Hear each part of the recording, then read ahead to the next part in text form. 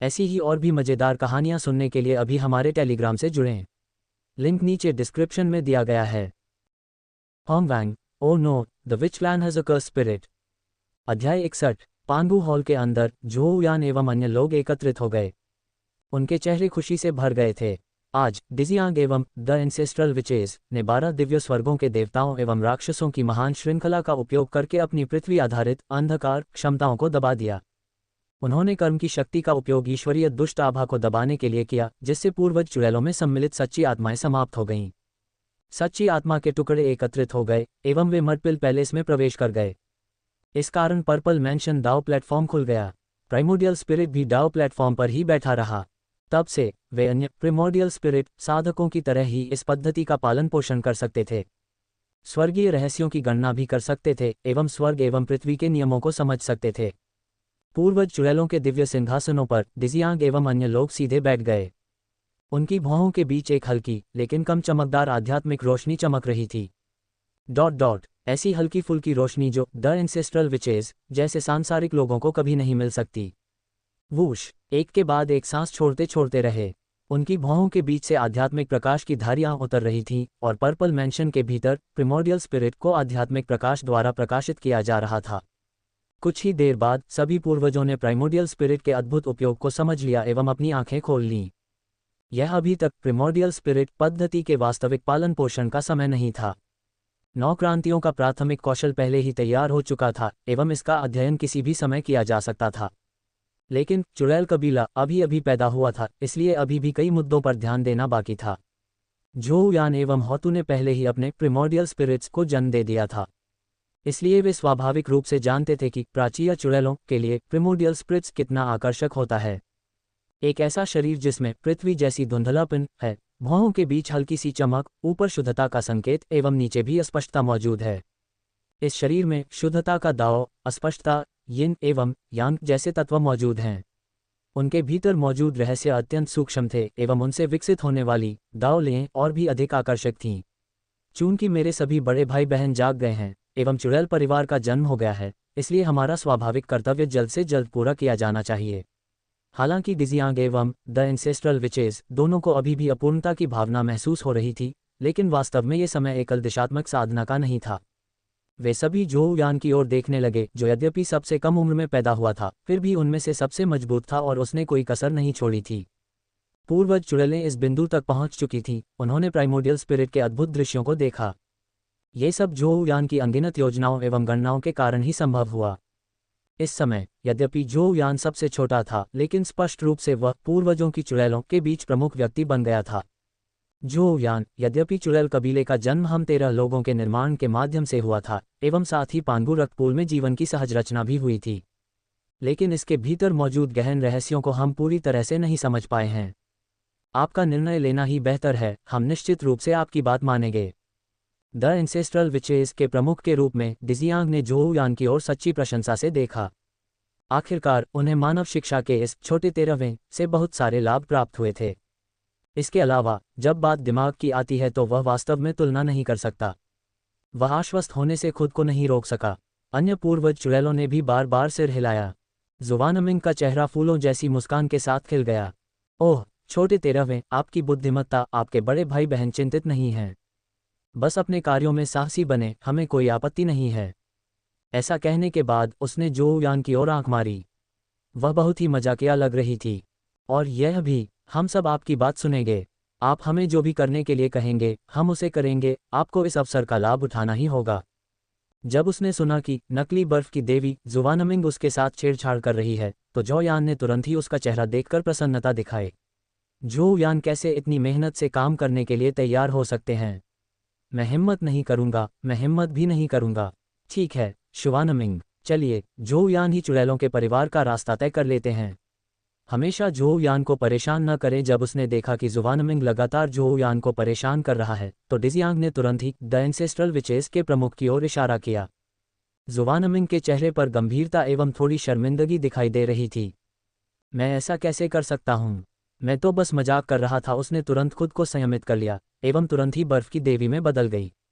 Zhou यान ने देखा कि जुवानमिंग आखिरकार सामान्य स्थिति में आ गया है एवं मन ही मन सोचा, बर्फ की देवी तो बेहतर है। फिर उसने सभी की ओर देखा, अपने विचारों को व्यवस्थित किया एवं धीरे धीरे कुछ कहा।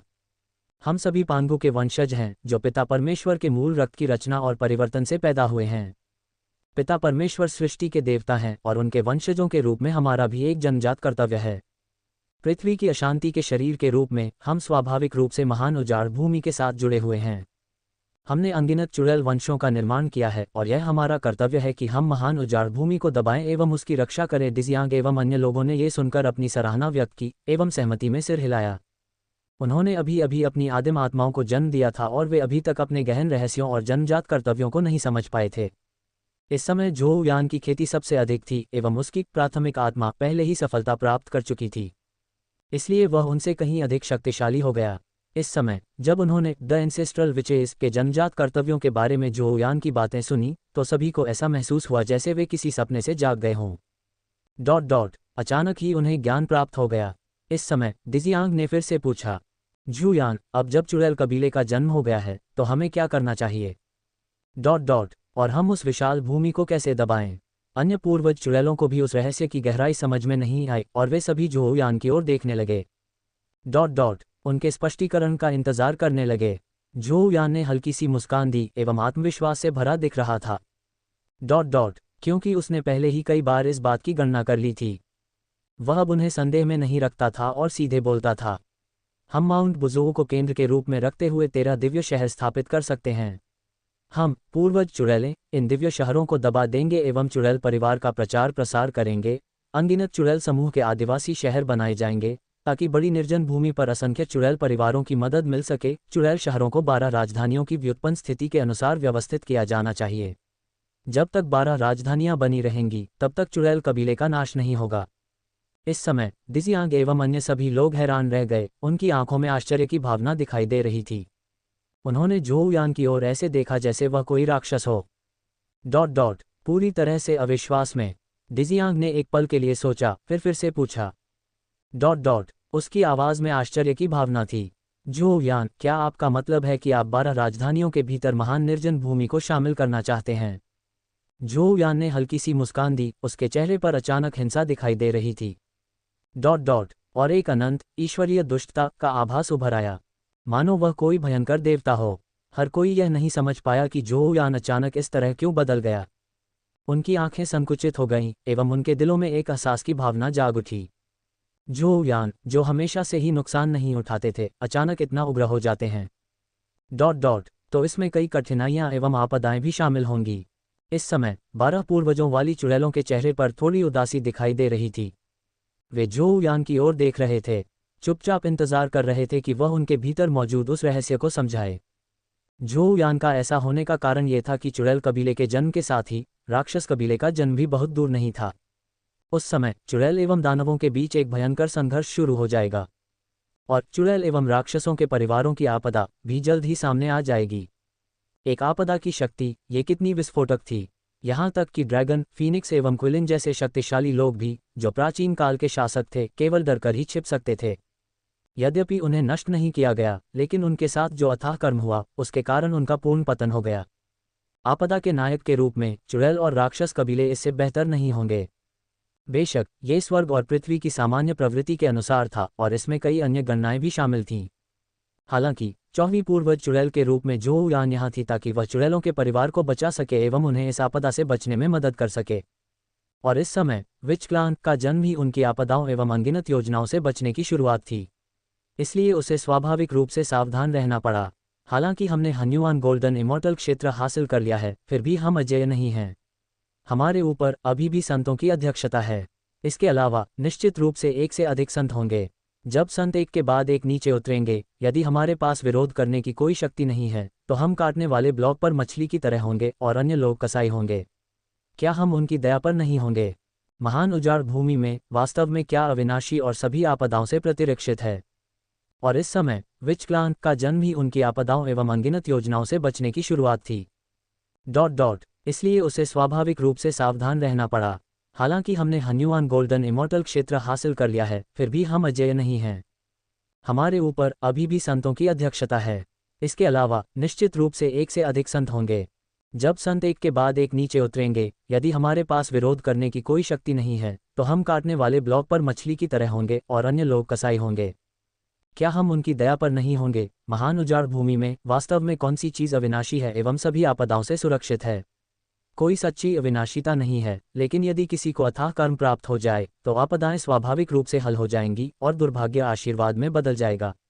यहाँ तक कि संत भी जल्दबाजी में काम करने की हिम्मत नहीं करेंगे। इस समय 12 पूर्वज चुड़ैलें सभी बहुत ही हैरान रह गईं।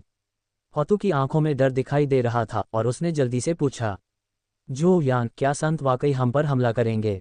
क्या संत हस्तक्षेप करेंगे? जो यान की आंखें धीरे धीरे घूमने लगीं, लेकिन उसकी आंखों में लगातार ठंडी चमक रही थी। 12 पूर्वज चुड़ैलों को भी यह एहसास हो रहा था और उनके दिलों में ही इसका उत्तर मौजूद था। कुछ क्षण बाद जो यान ने धीरे धीरे कहा, प्रागैतिहासिक विश्व का भाग्य ही वह सर्वोच्च दिव्य औषधि है जिसका उपयोग सभी जीवित प्राणी करते हैं। इसे प्राप्त करने से महान दाव के लिए सृजन एवं आशा उत्पन्न होती है। ये बात 3 प्राचीन कुलों के लिए भी सत्य थी एवं संतों के लिए भी यही सच है। हम पेंगू के वंशजों के रूप में पेंगू की तरह ही कर्म एवं भाग्य प्राप्त करते हैं। इस कारण महान निर्जन भूमि को दबाया जा सकता है और हमें अनंत भविष्य का सामना करना पड़ेगा। इस समय जोयान ने 12 पूर्वजों वाली चुड़ैलों की ओर ध्यान से देखा एवं धीरे धीरे कहा, भाइयों और बहनों, क्या आपको लगता है कि संत हस्तक्षेप करेंगे? क्या वे हमारे खिलाफ साजिश रचेंगे? हाँ, सभी लोगों के शरीर कांपने लगे और अचानक उन्हें इसका एहसास हो गया। हाँ, केक बहुत बड़ा था। यदि चुड़ैल कबीले ने इस पर कब्जा कर लिया तो जो लोग इसे चाहते थे उन्हें स्वाभाविक रूप से उस चुड़ैल के कबीले को उखाड़ फेंकना पड़ेगा। इस समय हर किसी के पास एक प्रिमोडियल स्पिरिट था एवं जो मूल धुंधले शरीर थे वे ईश्वरीय दुष्टाभा की वजह से विचलित हो गए थे। उनकी आंखें स्पष्ट थीं और उनके विचार भी अधिक तीक्ष्ण थे। हाँ, हालांकि चुड़ैल परिवार मजबूत है, फिर भी उनके ऊपर संत मौजूद हैं। यहाँ तक कि संत भी भाग्य के लिए संघर्ष से बच नहीं सकते। इस समय दीजियान का चेहरा गंभीर लग रहा था। केवल अभी उसे यह एहसास हुआ कि जबकि चुड़ैल कबीले का उदय सृजन का एक रूप था, लेकिन अक्सर सृष्टि के साथ साथ विपत्ति भी आती थी। उसने जोयान की ओर देखा, उसकी आंखों में विश्वास था। फिर उसने गहरी आवाज में कहा, जोयान, बस आदेश दे दो। अब से हम सभी आपके आदेश के अनुसार ही कार्य करेंगे। जोयान ने खड़े होकर 12 पूर्वजों वाली चुड़ैलों की ओर देखा एवं उनके गंभीर भाव देखे। वह अचानक हंस पड़ा। भाइयों और बहनों, यह इतना गंभीर नहीं है। जब तक हम अपने जन्मजात कर्तव्यों को पूरा करते रहेंगे तब तक कर्म एवं नियति स्वाभाविक रूप से ही हमें प्राप्त हो जाएगी। हम पेंगू के वंशज हैं एवं चुड़ैलों का परिवार हमारी ही रचना है। हमारा कर्तव्य है कि हम प्रागैतिहासिक विश्व की रक्षा करें। जहाँ तक प्रागैतिहासिक विश्व की रक्षा का सवाल है तो हर चुड़ैल की एक जिम्मेदारी होती है। जब तक हम अपने कर्तव्यों का पालन करते रहेंगे तब तक हमें अनेक आपदाओं के आने से कोई डर नहीं रहेगा। हम अचानक बुजो पर्वत के ऊपर 12 विशाल दिव्य शहर उभरे। ये सभी वस्तुएं जन्मजात दिव्य पत्थर से बनाई गई थीं। इनकी मध्य में बुजो पर्वत था जो 12 दिशाओं में नीचे उतरता है। धमाका, एक दिव्य शहर भी बुजो पर्वत पर उतरा। इनमें से बुजो पर्वत पर स्थित इस दिव्य शहर को बुजो दिव्य शहर नाम से जाना जाता है। अन्य 12 दिव्य शहर, जो सभी पूर्वज चुड़ैलों के नाम से जाने जाते हैं, 12 दिशाओं में व्यवस्थित थे और प्रत्येक दिव्य शहर के भीतर अनगिनत चुड़ैल परिवार रहते थे। इस प्रकार चुड़ैल कबीले के 13 दिव्य शहरों की स्थापना हो गई। उन्होंने बुजो पर्वत के आसपास खरबों मील की दूरी तय कर ली। दिव्य शहरों के नीचे अनगिनत चुड़ैल परिवार उभरे एवं इन ग्रेट विचेस के नेतृत्व में उन देवताओं के आसपास और भी कई चुड़ैल परिवार वाले शहर बनाए गए। इस प्रकार चुड़ैल कबीले के प्रजनन स्थल स्थापित हो गए और फिर अनगिनत प्रागैतिहासिक दुनिया के प्राणियों ने देखा कि अनेक शक्तिशाली चुड़ैल कबीले सदस्य चूदड़ी कबीले के क्षेत्र में मौजूद दुष्ट लोगों की ओर भाग रहे हैं। दुष्ट आभा को दबाने के लिए अपने विच क्लान शरीरों का उपयोग करते हुए उन्होंने आसपास की असंख्य जातियों को परेशान नहीं किया। इस कारण अनगिनत जातियां राहत महसूस करने लगीं। चुड़ैल कबीले की शक्ति केवल इन चुड़ैल कुलों ही नहीं थी, बल्कि उन 13 पूर्वजों वाली चुड़ैलें भी थीं जो दुनिया में दिखाई दीं। अराजकता के बीच एक अमर प्रकाश की तरह बैंगनी रंग का एक कण भी उस अराजकता वाले क्षेत्र को दबा देता था। एवं वह दुनिया में बदल जाता था। जिक्सियाओ पैलेस के अंदर इस समय पूर्वज होंगजुन का चेहरा अविश्वास से भरा हुआ था। उसकी आंखें एक चमकदार दर्पण की तरह चुड़ैल कबीले के उभरने का दृश्य दिखाती थीं। और वह अपने आप से कुछ बुदबुदाता रहा, ये बहुत ही अराजक है। फिर से भी अराजकता फैल गई है। चुड़ैल कबीले का उभरना सही था। उम्मीद से थोड़ा पहले ही एवं होंगजुन भी इसे स्वीकार कर सकता था। सबसे बुरी स्थिति में वर्डी जुन एवं ताइगी को एक बड़ा उपहार पैकेज दे देगा, जिससे डेमन क्लान जल्दी ही उभर सकेगा। होंगजुन ने तो स्वर्गीय न्यायालय के लिए निर्देशांक भी तैयार कर दिए थे। हालांकि ये 13 पूर्वजों के जादूगर की दिव्य शहरें क्या थीं? ये सभी दिव्य शहर कैसे जन्मजात दिव्य पत्थर से बने थे? दिव्य पैटर्नों के साथ एवं विभिन्न संरचनाओं की परतों के कारण होंगजुन को पता था कि पूर्वज चुड़ैलों ने 3 शुद्ध लोगों से पांगु विरासत प्राप्त कर ली है, लेकिन पूर्वज चुड़ैलें इसका बहुत कुशलता से उपयोग कर रही थीं। क्या इससे चुड़ैल कबीले की नींव नहीं बढ़ गई? यह एक छोटी सी समस्या थी। केवल कुछ ही दिव्य शहर थे, इसलिए इससे कोई फर्क नहीं पड़ा। लेकिन ये 13 दिव्य शहर कैसे सूक्ष्म रूप से एक महान श्रृंखला बना रहे थे? माउंट बुजोओ को केंद्रीय दिव्य शहर के रूप में एवं अन्य पूर्वजों की देवताओं वाले शहरों द्वारा 12 राजधानियों का गठन किया गया है। क्या ये स्पष्ट रूप से देवताओं एवं राक्षसों का महान समूह नहीं था? ये किस लिए था? क्या ये क्षेत्र को दांव पर लगाने और स्वयं को राजा घोषित करने के लिए था? भले ही पूर्वज चुड़ैलों ने व्यक्तिगत रूप से अपनी रक्त पंक्ति को सक्रिय नहीं किया हो एवं पांगु ट्रू बॉडी को भी संक्षेपित न कर दिया हो, फिर भी यह 12 दिव्य राजधानियों का गठन काफी शक्तिशाली था। यदि 12 पूर्वज चुड़ैलों ने व्यक्तिगत रूप से इस सरणी को स्थापित किया, तो क्या महान सरणी के भीतर किसी भी व्यक्ति का जीवन एवं मृत्यु केवल पूर्वज चुड़ैलों की इच्छा पर निर्भर नहीं होगा? यह क्या था यदि राजा के रूप में क्षेत्र को दांव पर न लगाना? होंगजुन बादलों के ऊपर बैठा था, उसका चेहरा कुछ उदास लग रहा था। उन्होंने यह उम्मीद नहीं की थी कि पूर्वजों वाली चुड़ैलें 13 दिव्य शहर स्थापित करेंगी एवं सीधे तौर पर 12 दिव्य राजधानियों का गठन शुरू कर देंगी। ऐसा प्रतिभाशाली व्यक्ति का पूर्वजों की चुड़ैलों के बीच आना कोई अच्छी बात नहीं है। होंगजुन ने आह भरी। चुड़ैल एवं राक्षसों के समूहों की आपदाएं निकट आ रही थीं। स्वर्ग एवं पृथ्वी दोनों का सामान्य रुझान ये था कि चुड़ैलों एवं दानवों के समूह संतुलित रूप से कार्य करें, जिससे अंततः एक दूसरे को नष्ट किया जा सके। पहला, चुड़ैल कबीले के पांगु कर्म और भाग्य को खत्म करना। साथ ही पैंगु रक्त रेखा की विरासत को भी समाप्त कर देना। दूसरा, उस आपदा की शक्ति का उपयोग करना, जैसे कि चुड़ैलों एवं राक्षसों के बीच युद्ध या बुजोओ पर्वत का पतन। ताकि पांगु चेतना को विस्मृति में धकेल दिया जा सके। इस कारण भविष्य में स्वर्ग एवं पृथ्वी दोनों ही पुनः निर्मित हो जाएंगे। इस समय चुड़ैल कबीले में एक बुद्धिमान व्यक्ति प्रकट हुआ। उसने सोचा कि वह पूरे चुड़ैल कबाले को दबाने के लिए 13 दिव्य शहरों का उपयोग करेगा। ईश्वरीय शहरों के बीच 12 राजधानियों की गहरी रहस्यें सूक्ष्म रूप से छिपी हुई थीं। यद्यपि यह योजना बहुत ही गुप्त रूप से रखी गई थी एवं उन लोगों के लिए भी अदृश्य थी जो दोनों राजधानियों की गहन रहस्यों को नहीं समझ पाए थे, लेकिन होंगजुन एक संत था। उसके दिमाग ने आकाश एवं पृथ्वी को प्रकाशित कर दिया। तो फिर पूर्वजों की योजनाएं कैसे उसकी नज़रों से ओझल हो गईं? अचानक होंगजुन की आंखें हिल गईं एवं उसके सामने एक काले वस्त्र पहने व्यक्ति दिखाई दिया। उसकी नज़रें तुरंत और भी तेज हो गईं एवं वह कुछ बुदबुदाता रहा। ठीक है, ये वही है। वह शाप पूर्वजों की चुड़ैल जिसे दिखाई नहीं देना चाहिए था। ये पूर्वज चुड़ैल जिसने एक आदिम आत्मा को जन्म दिया था, उसे प्रकट नहीं होना चाहिए था। इस समय विच क्लान में जो बदलाव हो रहे हैं वे निश्चित रूप से उनके ही कारण होंगे। होंगजुन ने निष्कर्ष निकाला कि यह ज़ोयान ही होना चाहिए जो पूर्वजों की चुड़ैल है। क्योंकि संतों के शासन में सभी जीवित चीजें उसकी जांच के दायरे में थीं। सभी स्वर्गीय रहस्यों को एक ही पल में समझ लिया गया, लेकिन इस शाप पूर्वज चुड़ैल के स्वर्गीय राज स्पष्ट रूप से नहीं थे। यहाँ तक कि हेवनली दाओ की दिव्य कलाकृतियों अर्थात क्रिएशन जेड प्लेट का उपयोग करके भी वह इस बात को समझ नहीं पाया। एक असामान्यता, ये तो एक असाधारणता ही है। होंगजुन की आंखें थोड़ी सिकुड़ गईं और उसने अराजकता के नीचे स्थित 9 आकाशों को देखते हुए दृढ़ता से कहा। उसकी आंखों में गंभीरता की झलक दिखाई दी। द विच क्लान का उदय हो चुका है एवं जल्द ही डेमन क्लैन भी अस्तित्व में आ जाएगा। मुझे डेमन क्लान को कुछ सहायता देनी चाहिए। कैसे हो सकता है कि चुड़ैल परिवार को पहले ही सारी महिमा प्राप्त करने दी जाए? इस समय प्रागैतिहासिक दुनिया के 3 शुद्ध लोग एवं कई अन्य महान दिव्य शक्ति साधक सभी को चुड़ैल कबीले के उद्भव के बारे में पता था। जिसे स्वर्गीय दाव ने मान्यता दी थी एवं इसके कारण कर्म भी नष्ट हो गया। वे सभी अपनी नज़रें माउंट बुजोओ एवं उन 13 पूर्वजों की दिव्य शहरों की ओर घुमाए। वे बिना सांस लिए नहीं रह सके। केवल 13 पूर्वज चुड़ैलों के पास ही अद्वितीय शक्ति थी। अब जब चुड़ैल परिवार की नियति भी इसमें शामिल हो गई है, तो यह आशंका जताई जा रही थी कि 13 पूर्वजों वाली चुड़ैलों का पालन पोषण और भी मजबूत हो जाएगा। इस समय महान उजाड़ भूमि पर 2 व्यक्ति एक दिव्य पर्वत के ऊपर खड़े थे। वे एक गर्म वातावरण उत्पन्न कर रहे थे। वे सन स्टार, डी जून और ताईयी के स्वामी थे। द विच क्लान, हमारा अपना कबीला जल्द ही तैयार हो जाएगा। ये निश्चित रूप से विच क्लान से कमतर नहीं होगा। ताईयी ने अब अपनी पुरानी भावनाएं पुनः प्राप्त कर ली थीं। वह माउंट बुजोओ की ओर कुछ हद तक वीरतापूर्ण एवं आकर्षक भाव से देख रहा था। दी जून ने भी हल्के से सिर हिलाया। हम राक्षस हैं, अधिकांश असंख्य प्राणी तो राक्षस ही हैं। डेमन क्लान, प्रागैतिहासिक दुनिया के प्राणियों का वास्तविक घर है। अचानक हजारों मील दूर एक गर्जना सुनाई दी।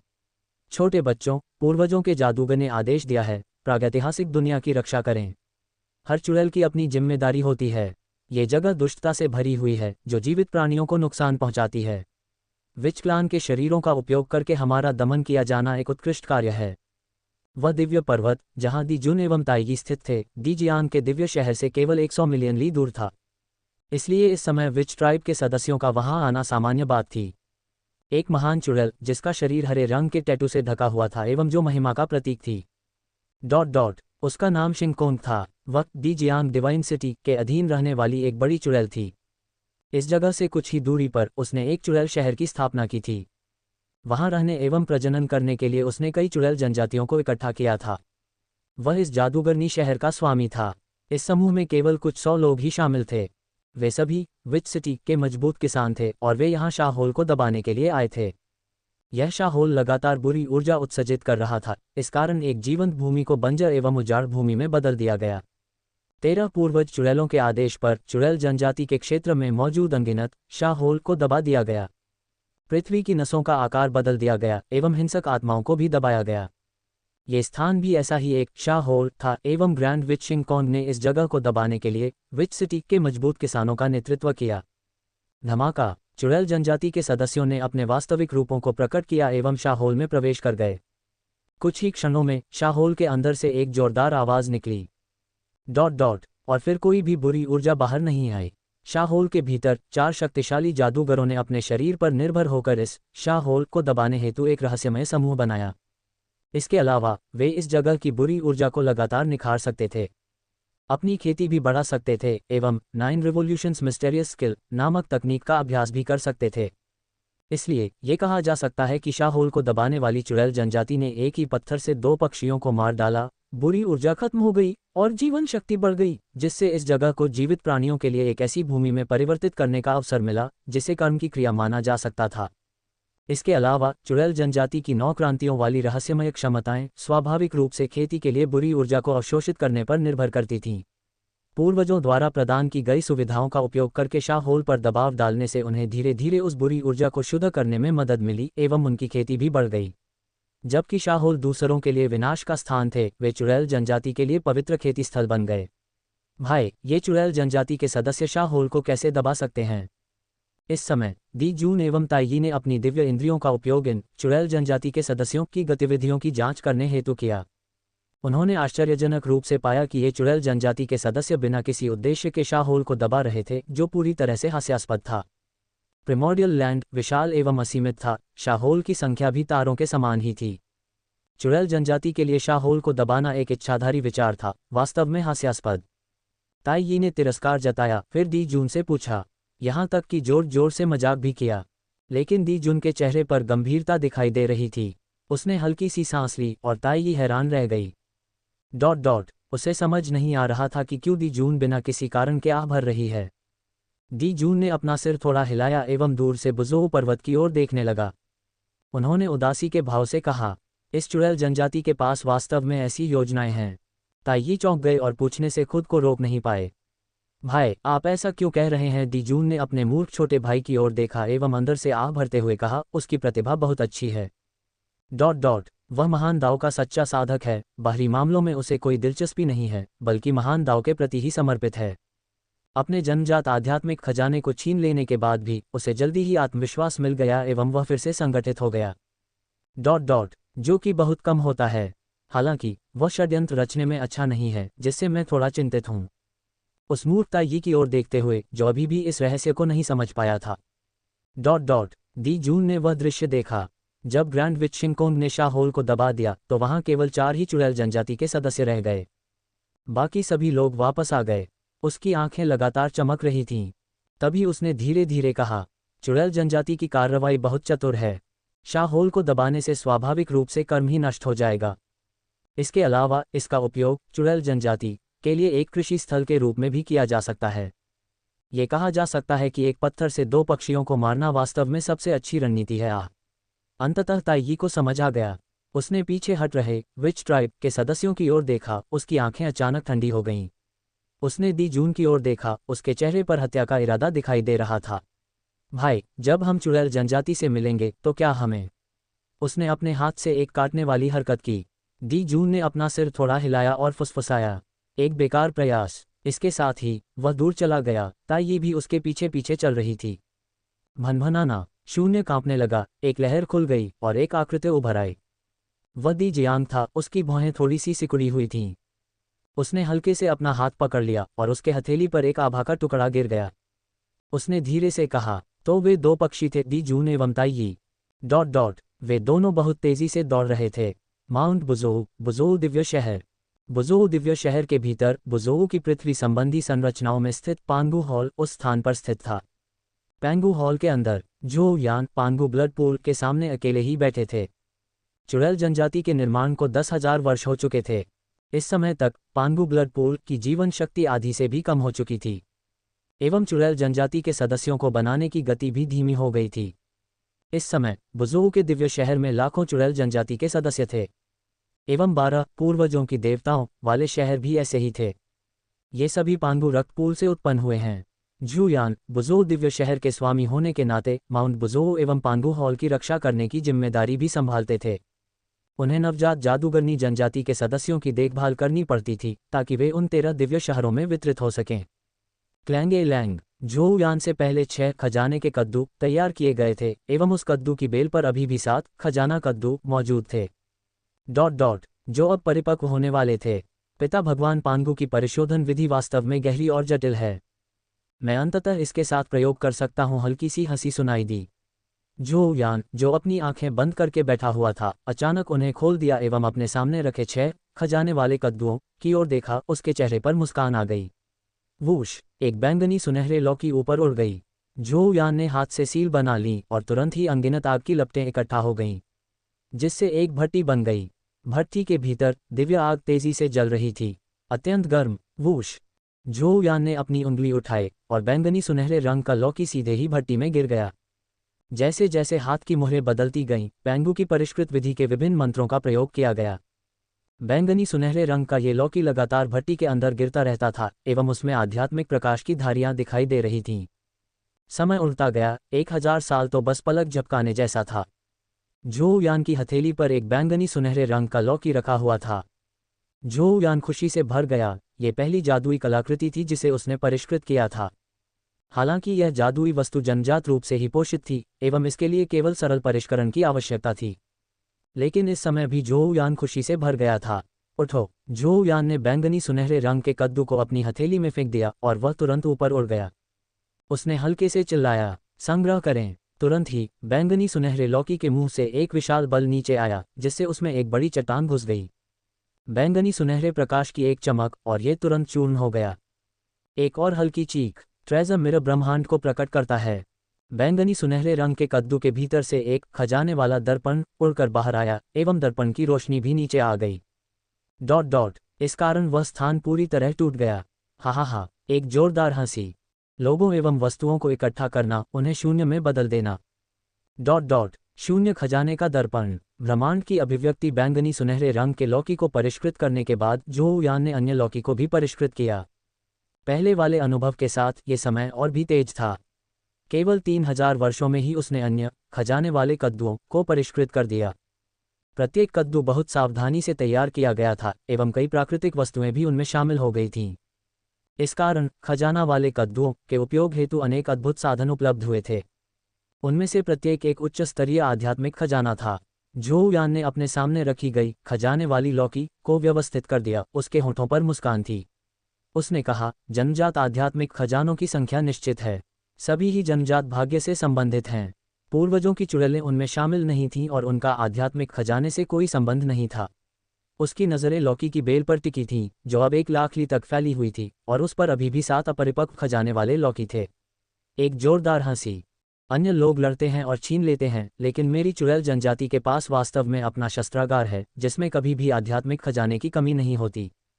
अगर दूसरों को पता होता तो मुझे आश्चर्य होता कि वे क्या सोचते। भनभनाना। अचानक वह खालीपन कांपने लगा। झोउ यान ने पैंगू हॉल के प्रवेश द्वार की ओर देखा और तुरंत हंस पड़ा। जू रोंग वास्तव में बहुत अधीर है। वह हमेशा पहले ही आता है। उसके शब्द समाप्त होने से पहले ही एक मधुर आवाज सुनाई दी। गोंग गोंग, रू शॉ, हम में से प्रत्येक के लिए एक बड़ा लौकी, कोई भी मेरा नहीं छीन सकता। आग की एक झलक दिखाई दी और जू रोंग की आंखें चमक उठीं। वह सीधे जमीन पर पड़े उन खजाने वाले कद्दुओं को देख रहा था। जू रोंग हमेशा लाभ प्राप्त करते थे, कभी भी दूसरों से पीछे नहीं रहते थे एवं हमेशा प्रथम स्थान हासिल करने का लक्ष्य रखते थे। ओ प्रिय, मेरे प्यारे 13वें भाई, क्या वह खजाना मेरी है? ये वही पुराना रूप था, वह परिचित नुस्खा, वह सस्ता रवैया।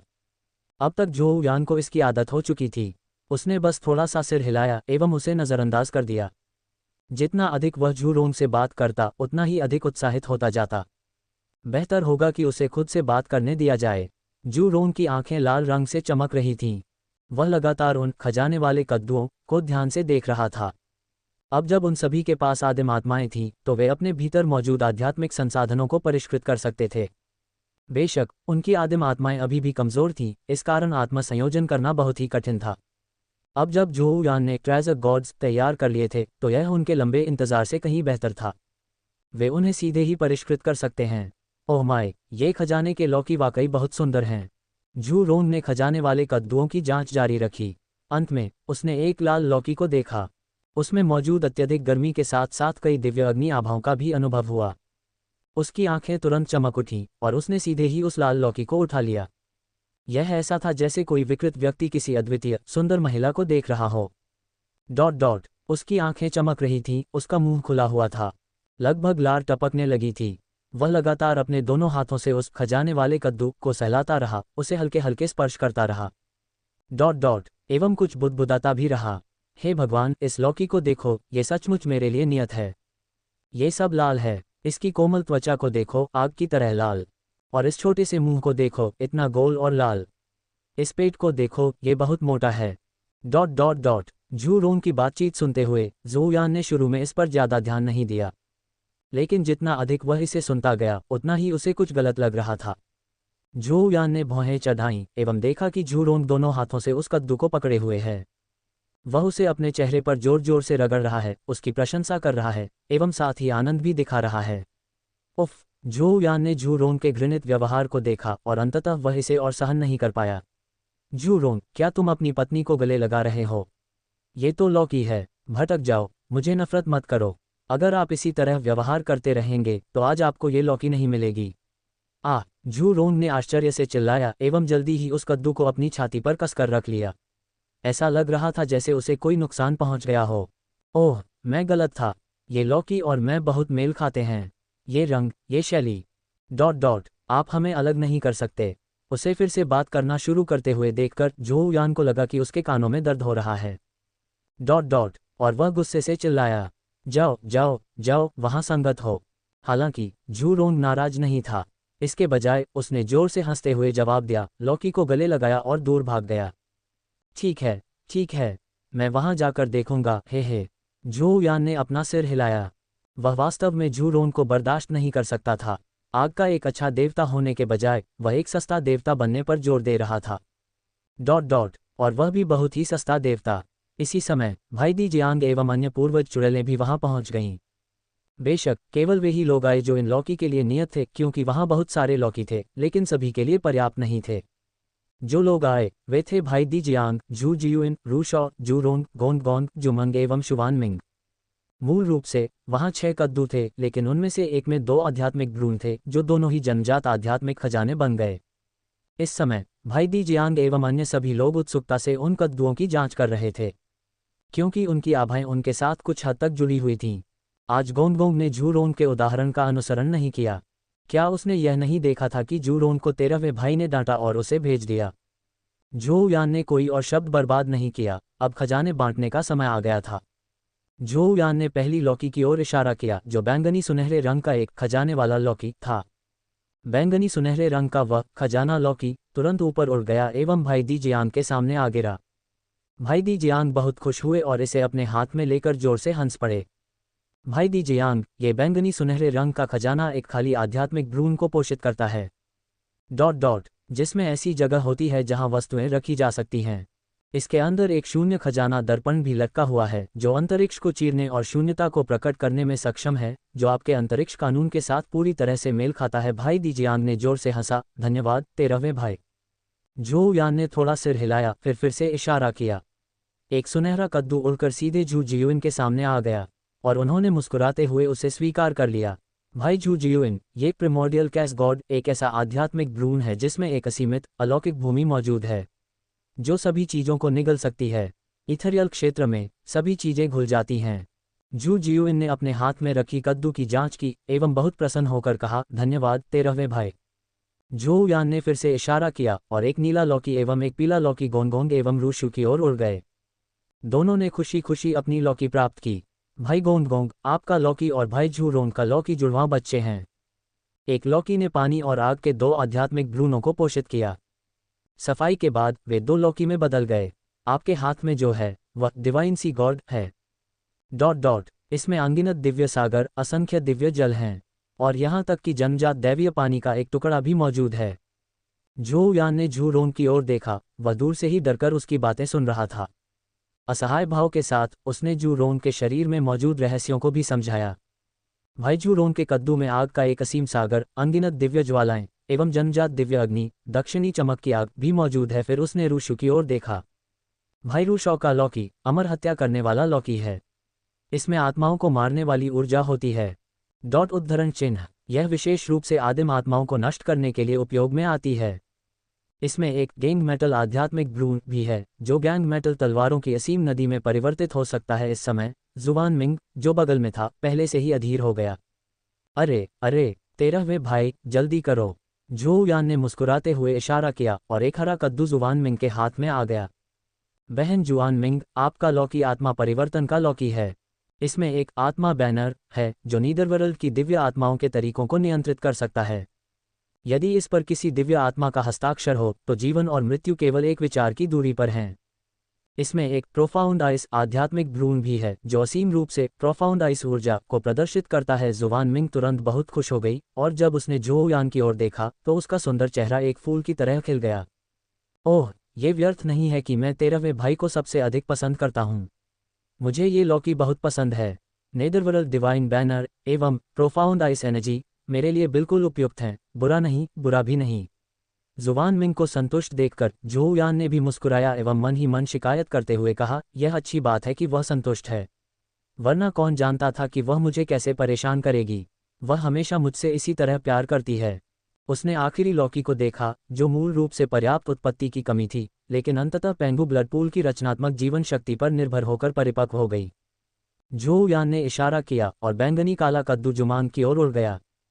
भाई जुमंग, ये लौकी ही ब्रह्मांड की लौकी है। इसमें एक ऐसी दुनिया है जो सभी चीजों को दबा सकती है और यह स्वयं को सशक्त भी बना सकती है। भीतर की दुनिया जीवन शक्ति से भरपूर है एवं यह एक सृष्टि का स्थान भी है। जो आपके नामक असंख्य लकड़ी आधारित जीवन शक्तियों के साथ पूरी तरह मेल खाता है। जुमांग ने लौकी प्राप्त की, उसमें मौजूद दुनिया को महसूस किया एवं बहुत ही खुश हुआ। इसलिए उसने तुरंत अपना आभार व्यक्त कर दिया। धन्यवाद 13वें भाई। झू यान ने देखा कि हर कोई लगातार अपने हाथों में रखे हुए लौकी की जांच कर रहा था। झू रोंग सबसे अधिक उत्सुक था। उसने अपनी जादुई शक्ति को बढ़ाया और उसे परिष्कृत करना शुरू कर दिया। झू यान मुस्कुराया। प्रिय भाइयों और बहनों, ये लौकी आत्मा की जड़ों से पोषित हुई थी, न कि स्वर्ग और पृथ्वी के निर्माण से। उनके सभी रहस्य आध्यात्मिक भ्रूण से आते हैं। वे जन्म से ही पैदा हुए हैं, रूप से बंधे नहीं हैं और आसानी से प्राकृतिक रूप में परिवर्तित हो सकते हैं। वह सभी लोग दंग रह गए, फिर बहुत खुश हुए। तो आत्माओं की जड़ों द्वारा पोषित जन्मजात आध्यात्मिक खजाने में बहुत गहरे रहस्य थे। भाई दी जियांग के हाथ में स्थानिक कानून की शक्ति तेजी से फैल गई और उसने धीमी आवाज में कहा, शून्यता के ऊपर एक पैगोडा में बदल जाओ। उसके हाथ में रखी गई कद्दू तुरंत ही एक खजाने की मूर्ति में बदल गई। झू जियुइन ने अपने लौकी को इथरियल पैलेस में बदल दिया। झू रोंग ने दक्षिणी चमक एवं असंख्य अग्नि ध्वज में अपना रूप बदल लिया। गोंगोंग नीदर दिव्य समुद्री मोती में बदल गया। रूशॉ गैंग मेटल स्पिरिट स्लेइंग स्वॉर्ड में बदल गया है। जुवान मिंग ने गहरा बर्फ परिवर्तन दर्पण में अपना रूप बदल लिया। जुमिंग ब्रह्मांड मानचित्र में बदल गया है। तुरंत ही सभी लोग फिर से बदल गए और वापस लौकी में बदल गए, जिन्हें उन्होंने अपनी कमर पर लटका लिया। हा, खुशी से भरी हंसी। 13वें भाई, ये जन्मजात आध्यात्मिक खजाने जिन्हें आपने परिष्कृत किया है, वास्तव में बहुत अच्छे हैं। वे तो किसी भी चीज़ को बदल सकते हैं। भन भनाना। अचानक आकाश के ऊपर 9 आकाशों से असीम प्रकाश नीचे आया एवं एक विशाल दुनिया प्रकट हो गई। स्वर्गीय रहस्य प्रकट हो गए। स्वर्गीय न्यायालय का जन्म हो गया है। झोउ यान एवं द एंसेस्ट्रल विचेस दोनों ही हैरान रह गए। झोउ यान की आंखें चमक उठी। क्या राक्षस जाति का जन्म होने वाला है? ये थोड़ा तेज लगता है। स्वर्गीय न्यायालय का जन्म हुआ और स्वर्गीय रहस्य उजागर हुए। प्रागैतिहासिक विश्व के सभी जीवित प्राणियों ने इसे महसूस किया। हेवनली कोर्ट सेलेस्टियल रियल्म के 33 स्वर्गों की देखरेख करता है। ये विशाल क्षेत्र हैं एवं इन्हें ग्रेटर चिलियोकोस्म कहा जा सकता है। इस समय दी जियांग एवं अन्य सभी लोगों के पास आदिम आत्माएं थीं, इसलिए वे स्वाभाविक रूप से स्वर्गीय रहस्यों का पता लगा सकते थे। जैसे ही स्वर्गीय रहस्यों का खुलासा हुआ, वे तुरंत समझ गए। जो लोग अभी भी अपने नए प्राप्त हुए खजाने वाले लौकी के साथ खेल रहे थे, उन्होंने उन्हें नीचे रख दिया। किसी अज्ञात कारण से उनके सभी दिलों में हल्की सी कंपन हो गई। ऐसा लग रहा था जैसे कि यह नवजात स्वर्गीय न्यायालय भविष्य में उनके लिए हानिकारक होगा, और उन सभी के चेहरे पर उलझन की भावनाएं दिखाई दे रही थीं। दी जियांग एवं अन्य लोग 9 आकाशों के ऊपर, प्रकाश के ऊपर स्थित उस सुंदर विशाल दुनिया को देख रहे थे। लेकिन उनके दिल में एक हत्या का इरादा स्पष्ट रूप से उत्पन्न हो गया था। उनके चेहरे के भाव तुरंत अजीब हो गए। वास्तव में यह आदिम आत्मा का अद्भुत उपयोग था। आदिम आत्मा स्वर्ग और पृथ्वी के बीच एक सेतु है जो दोनों को जोड़ती है, जिससे व्यक्ति आकाश और पृथ्वी के नियमों को समझ सकता है तथा स्वर्गीय रहस्यों का पता लगा सकता है। इस प्रकार आदिम आत्मा स्वाभाविक रूप से चेतावनियां देती है। कुछ प्रतिकूल होने वाला था। वास्तव में ये वह स्वर्गीय न्यायालय ही नहीं था जो दी जियांग एवं अन्य लोगों के लिए हानिकारक था, बल्कि वे लोग थे जो इस स्वर्गीय अदालत के भीतर मौजूद थे। ठीक उसी तरह जैसे पूर्वज चुड़ैलों को दी जुन एवं ताइगी देखकर उन्हें बिल्कुल पसंद नहीं आया। झोउ यान, जब हेवनली कोर्ट का जन्म हुआ तो हमारे दिल क्यों कांपने लगे? दी जियांग ने थोड़ा भौहें चढ़ाईं एवं झोउ यान की ओर देखा। अब वह खजाने वाली लौकी प्राप्त करने में कोई खुशी महसूस नहीं कर रहा था, बल्कि उसके चेहरे पर गंभीरता दिखाई दे रही थी। जू जियुन एवं अन्य लोग भी वैसे ही थे। वे सभी झोउ यान की ओर देख रहे थे। झोउ यान की आंखों में आध्यात्मिक प्रकाश चमक रहा था। स्वाभाविक रूप से वह इसके पीछे के रहस्य को बहुत पहले ही जानता था। उसने दी जियांग एवं अन्य लोगों की ओर देखा और धीरे धीरे कहा, स्वर्गीय न्यायालय का जन्म उन लोगों की प्रतिष्ठा को बढ़ा देता है जो इसे चलाते हैं। सभी कर्म प्रकट होने लगते हैं जिससे विपत्तियां उत्पन्न हो जाती हैं। आपके दिलों में होने वाली कंपकंपी आपकी आदिम आत्माओं की ओर से दी गई चेतावनी मात्र है। जू जियुन, वह पूर्वज चुड़ैल जो हमेशा बुद्धिमान रहती थी, हालांकि अब उसके पास एक आदिम आत्मा विकसित हो चुकी है एवं वह स्वर्गीय रहस्यों का पता लगा सकती है। फिर भी वह अपने 13वें भाई पर अधिक भरोसा करती थी एवं लगातार झोउ यान से पूछताछ करती रही। जब वह धीरे धीरे बोल रहा था तो उसकी आंखों में वाकई एक तीखी चमक दिखाई दे रही थी। जब अन्य लोगों ने झोउ यान की बातें सुनी तो वे भी स्वर्गीय न्यायालय की ओर देखकर नाराज हो गए। दूसरों की प्रतिष्ठा, क्या ये कोई आपदा है? ज़ोयान, क्या आपके पास कोई योजना है? स्वर्गीय रहस्यों से यह पता चलता है कि स्वर्गीय न्यायालय के प्रभारी लोग दी जुन एवं ताइगी हैं। इन दोनों को हेवनली कोर्ट जैसा खजाना मिलने से निश्चित रूप से उनकी प्रतिष्ठा बढ़ जाएगी। लेकिन ये कर्म कहाँ से आता है एवं आपदाएं कैसे उत्पन्न होती हैं? झोउ यान ने सभी की ओर देखा एवं हल्की सी मुस्कान दी। उसे कोई विशेष चिंता नहीं थी, क्योंकि वह जानता था कि दी जुन एवं ताइगी द्वारा संचालित स्वर्गीय न्यायालय ही स्वर्ग की इच्छा है। इसके बाद डेमन क्लान भी सामने आ जाएगा, और यह सब तो चुड़ैल एवं दानव कुलों के बीच हुए कार्य का ही परिणाम था। ये सब चुड़ैल और दानव कुलों की आपदा को आगे बढ़ाने के लिए था। भाइयों एवं बहनों, स्वर्गीय न्यायालय का जन्म स्वर्ग की इच्छा से ही हुआ है।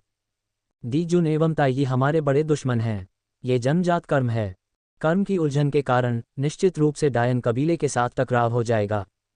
उस समय युद्ध अपरिहार्य हो जाएगा, और यह स्वाभाविक रूप से एक आपदा ही होगी। दी जियांग के चेहरे पर बदलाव आ गया एवं उसकी आंखें भी तेज हो गईं।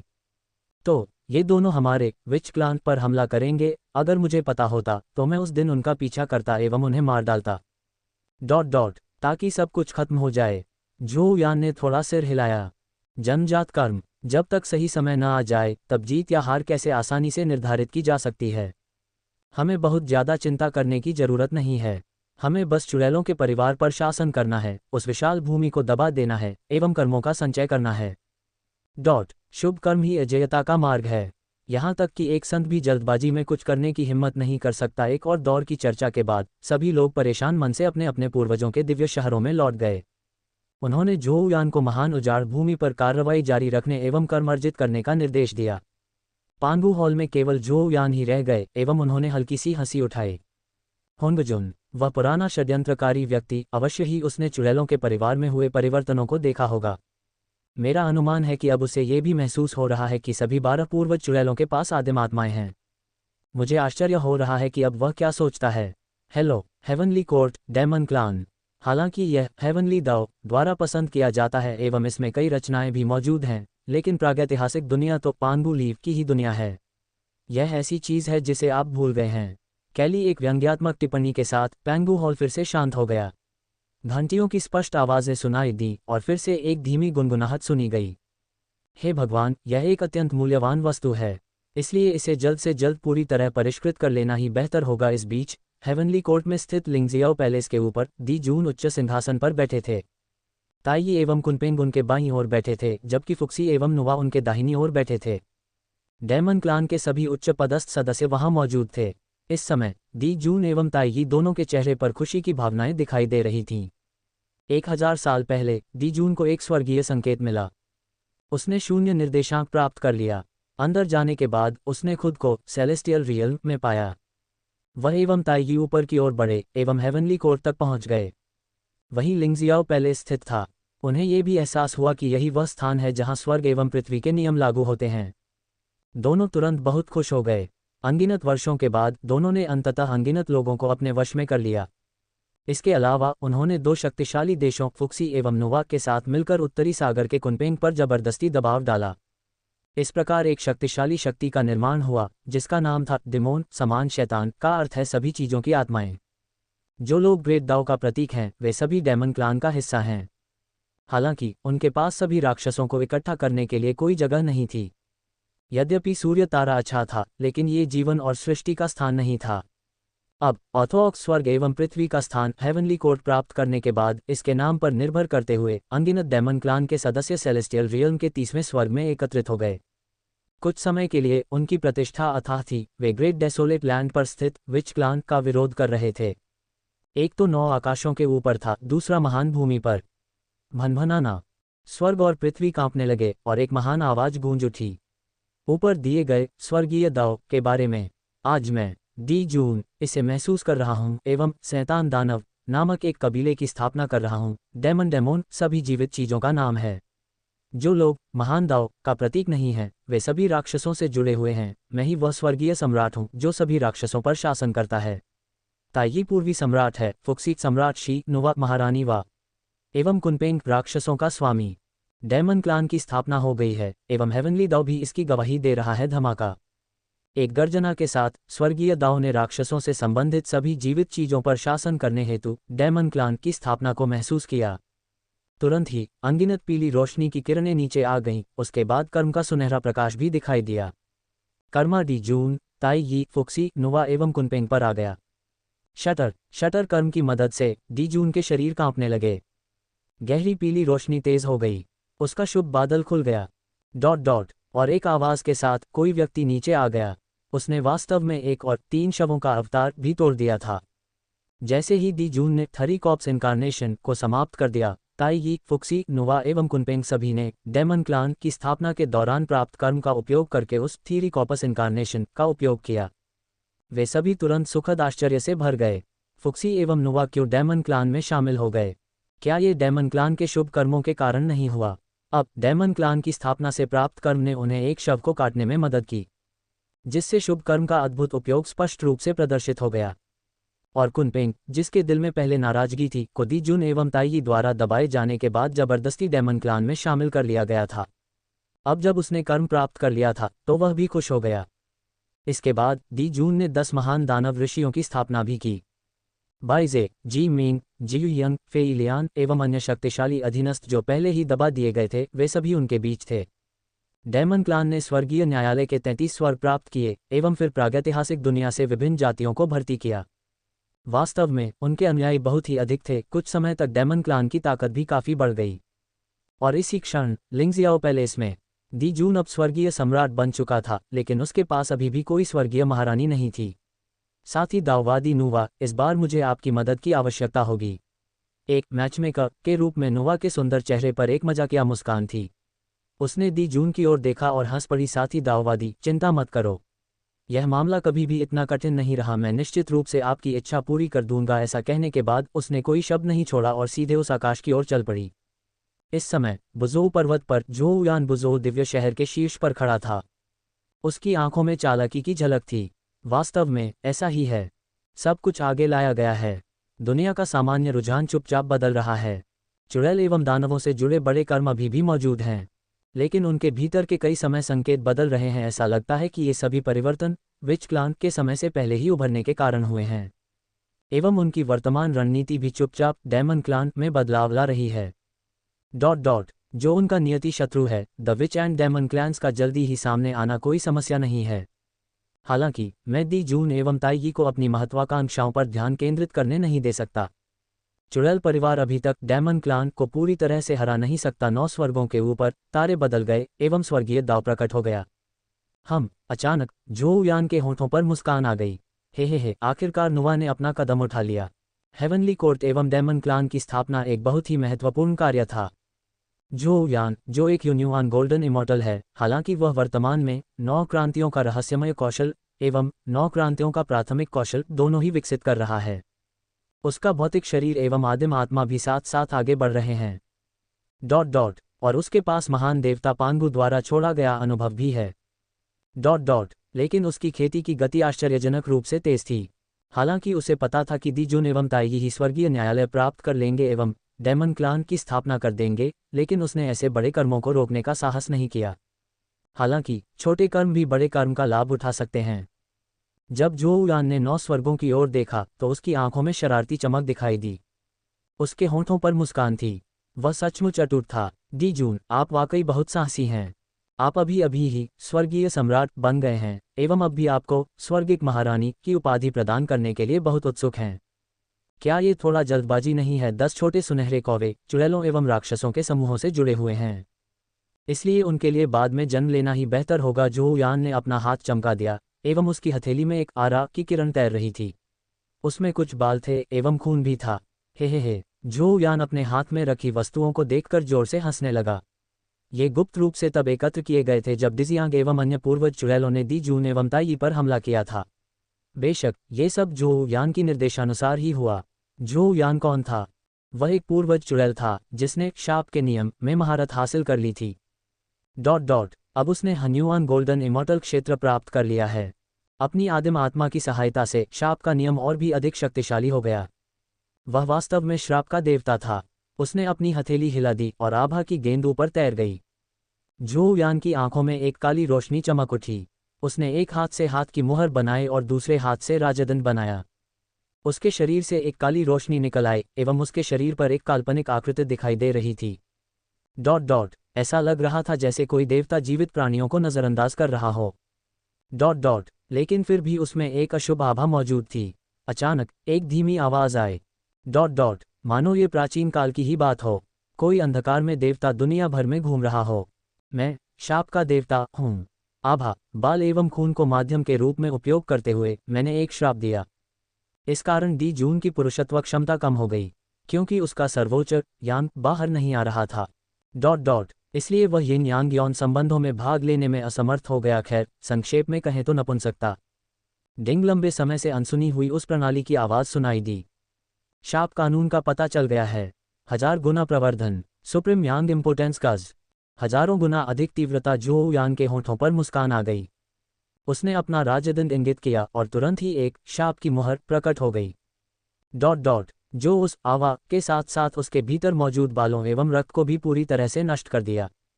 यह एक रहस्यमय शक्ति में बदल गया एवं गायब हो गया, यहाँ तक कि स्थान और समय भी इसमें बाधा नहीं डाल सके। हा, शो शुरू हो गया। झोउ यान ने अपनी आभा को वापस ले लिया और उस खाली जगह में मौजूद एक आरा उसकी हथेली पर जमा हो गया। यह एक भ्रामक शाप जैसा ही था, वही जो अभी गायब हो चुका था। झोउ यान ने अपने हाथ में रखी उस श्राप की मुहर को देखा। उसके होंठों पर एक अजीब मुस्कान थी। ये श्राप तुरंत ही प्रभावी हो जाता है, लेकिन यदि इस श्राप को पंगु हॉल में दबा दिया जाए तो यह अधिक समय तक चलेगा। चाहे आप इसे कैसे भी तोड़ने की कोशिश करें, लेकिन कुछ ही समय में ऐसा नहीं हो पाएगा। झोउ यान ने 9 स्वर्गों की ओर देखा एवं अपने होंठ भी घुमाए। जून में आपको कड़ी मेहनत करनी होगी, हा हा हा। जोर जोर से हंसते हुए झोउ यान की आकृति गायब हो गई। इस समय लिंगजियाओ पैलेस के भीतर स्थित हेवनली कोर्ट में दी जून ध्यान करते हुए बैठा था। उसका चेहरा खुशी से भरा हुआ था। उसके दिल में मौजूद खुशी को अभी भी शांत नहीं किया जा सकता था। वह बार बार अपने मन में खुशियां मनाता रहा। महान भाग्य, महान सौभाग्य। बस कुछ जातियों की यात्रा करके एवं उन्हें अपने वश में करने से ही मुझे स्वर्गीय न्यायालय अर्थात ये खजाना प्राप्त हो गया। अब जबकि डेमन क्लान स्थापित हो चुका है तो मैं ही स्वर्गीय सम्राट हूँ। जो सेलेस्टियल क्षेत्र के 33 स्वर्गों की अध्यक्षता करता है। डेमन क्लैन का स्वामी भी हूँ। क्या शक्ति है! अब से मैं दुनिया में एक प्रमुख व्यक्ति बन जाऊंगा। यहाँ तक कि पूर्वजों की चुड़ैलों से भी अधिक शक्तिशाली हूँ। वहाँ 13 पूर्वज चुड़ैलें हैं, लेकिन केवल एक ही स्वर्गीय सम्राट है। जब तक साथी दाववादी नुवा मेरे लिए एक मैचमेकर के रूप में कार्य करता रहेगा एवं चंद्र अमर को सुरक्षित कर लेगा, तब तक स्वर्गीय महारानी भी उसकी जगह लेगी। तब डेमन क्लान की प्रतिष्ठा और भी अधिक बढ़ जाएगी। चंद्र अमर के शांत स्वभाव, सुंदर आकृति एवं एकदम सही चेहरे को देखकर। हालांकि अब दी जून ही स्वर्गीय सम्राट बन चुका था, फिर भी उसके शरीर में गर्मी की लहर महसूस हो रही थी। चंद्र अमर को देखना सचमुच अविस्मरणीय था। सूर्य और चंद्रमा, जो मूल रूप से स्वर्ग और पृथ्वी के सर्वोच्च यांग और यिन थे, स्वाभाविक रूप से एक दूसरे की ओर आकर्षित होते हैं क्योंकि ये यंग और यांग के जन्मजात पूरक हैं। कुछ 100 साल बाद लिंगजियाओ पैलेस में दी जून ने मुस्कुराते हुए नुवा का स्वागत किया। दी जून जल्दी से आगे बढ़ गया। कैसा है साथी दाववादी नुवा? उसके सुंदर चेहरे पर मुस्कान आ गई। उसने हल्की सी सिर हिलाया। फेलो डाओइस्ट डी जून सूर्य एवं तारे के स्वामी हैं। अब जब उसने डेमन क्लान की स्थापना कर ली है एवं स्वर्गीय न्यायालय का स्वामी बन गया है, जिसे स्वर्गीय सम्राट के रूप में सम्मान दिया जाता है, तो वह स्वाभाविक रूप से एक उत्कृष्ट व्यक्ति है। ये सुनकर डी जून के होठों पर तुरंत मुस्कान आ गई। उसने अपनी पीठ सीधी कर ली एवं गर्व का भाव भी दिखाया। नुवा ने डी जून के व्यवहार को देखा, लेकिन उसे कोई आपत्ति नहीं हुई। इस समय वह डेमन क्लान की वायम्प्रेस थी। वह भी डी जून के समान ही एक गुट से संबंधित थी। दी जून के लिए चंद्र अमर से विवाह करना भी डेमन क्लान के लिए एक बड़ा लाभ था। ये चंद्र अमर न केवल सुंदर थी, बल्कि चंद्र तारा का स्वामी भी था, अपने आप में एक शक्तिशाली व्यक्ति। यदि वह स्वर्गीय महारानी बन जाती तो निश्चित रूप से डेमन क्लान की प्रतिष्ठा और भी बढ़ जाएगी। नोवा के लिए डेमन क्लान जितना मजबूत होगा, उतना ही अधिक कर्म वह वायम्प्रेस के रूप में स्वाभाविक रूप से प्राप्त कर पाएगी। ये कर्म खेती के लिए एक दिव्य औषधि थी। इसे प्राप्त करना बहुत ही कठिन था। नोवा को भी अपनी भलाई के लिए परिश्रम करना पड़ा। लूना स्टार पर नोवा ने दी जून की प्रशंसा करते हुए कहा। इसके अलावा चंद्रमा एवं सूर्य के बीच एक सूक्ष्म आकर्षण भी था। इस समय दी जून को वास्तव में अद्वितीय प्रतिष्ठा प्राप्त थी। यह एक बिल्कुल सही मैच था और शी तुरंत सहमत हो गए। नोवा एवं दी जून ने इस मामले पर चर्चा की। दोनों पक्षों को ये बात पसंद आए और उन्होंने शादी की तारीख भी तय कर ली। स्वर्गीय सम्राट एवं स्वर्गीय महारानी के मिलन से स्वर्गीय रहस्यों का प्रकटीकरण भी हो गया। ये स्वर्गीय विवाह के साथ भी मेल खाता था, जिससे कर्म की एक और लहर उत्पन्न हो गई। डेमन क्लान के सभी सदस्य बहुत खुश थे। धमाका, एक गर्जना आकाश एवं पृथ्वी पर गूंज उठी। मैं स्वर्गीय सम्राट हूँ। आज वायम्प्रेस के साथ मैं चंद्र अमर शीहे से विवाह कर रहा हूँ। एक स्वर्गीय विवाह प्राप्त करके स्वर्ग एवं पृथ्वी को यिन एवं यांग की सद्भावना में स्थापित किया जा रहा है। हेवनली दाव गवाह बने। धमाका, कर्म का एक सुनहरा प्रकाश नीचे आ गया। दी जून, शीहे एवं नुवा सभी कर्मों से संपन्न थे। स्वाभाविक रूप से वे बहुत खुश थे। तुरंत ही मेहमान हेवनली कोर्ट में इकट्ठा हो गए। ये वाकई एक जीवंत दृश्य था। माउंट बुजोउ पेंगू हॉल 9 स्वर्गों की ओर देखते हुए झोउ यान के होठों पर मुस्कान आ गई, लेकिन फिर वह मुस्कान थोड़ी भयावह क्यों लग रही थी। धीमी आवाज में, हेवनली दाव एवं होंगजून वाकई बहुत मेहनत कर रहे हैं। चुड़ैलों का समूह जल्दी ही अस्तित्व में आ गया। दानवों का परिवार भी उसके पीछे पीछे चला। अब वहाँ स्वर्गीय न्यायालय स्वर्गिक विवाह नामक व्यवस्था है जो अक्सर कर्म प्रदान करती रहती है। बाद में डेमन स्क्रिप्ट होगी। वे वास्तव में डेमन क्लान की मदद कर रहे हैं। क्या ये सिर्फ विच क्लान के साथ संतुलन बनाने हेतु नहीं है? हालांकि सामान्य प्रवृत्ति में कोई बदलाव नहीं आया है, लेकिन इन छोटे मोटे परिवर्तनों के कारण यहाँ तक कि उन अनेक समय सीमाओं में भी काफ़ी बदलाव हो गए हैं। मुझे डर है कि वे भी अब अव्यवस्थित स्थिति में हैं, है ना? हा। झोउ यान पेंगू हॉल में बैठकर जोर जोर से हंस रहे थे। वैसे भी पेंगू हॉल के भीतर तो स्वर्गीय दाव भी उसे पहचान नहीं पाया। इसे अराजक ही रहने दें। जितना अधिक अराजकता होगी उतना ही बेहतर होगा। केवल अराजकता के कारण ही अवसर प्राप्त हो सकते हैं। उसकी नज़रें ऊपर की ओर गईं एवं उसके चेहरे पर व्यंग्य दिखाई दे रहा था। जून में अपनी शादी की रात को पूरी तरह से आनंद लें। स्वर्गीय विवाह समारोह आयोजित किया गया और स्वर्गीय न्यायालय खुशी से भर गया। भोज में मेजबान और मेहमान दोनों ने खूब आनंद उठाया। इस समय डी जून हेवनली कोर्ट का स्वामी था।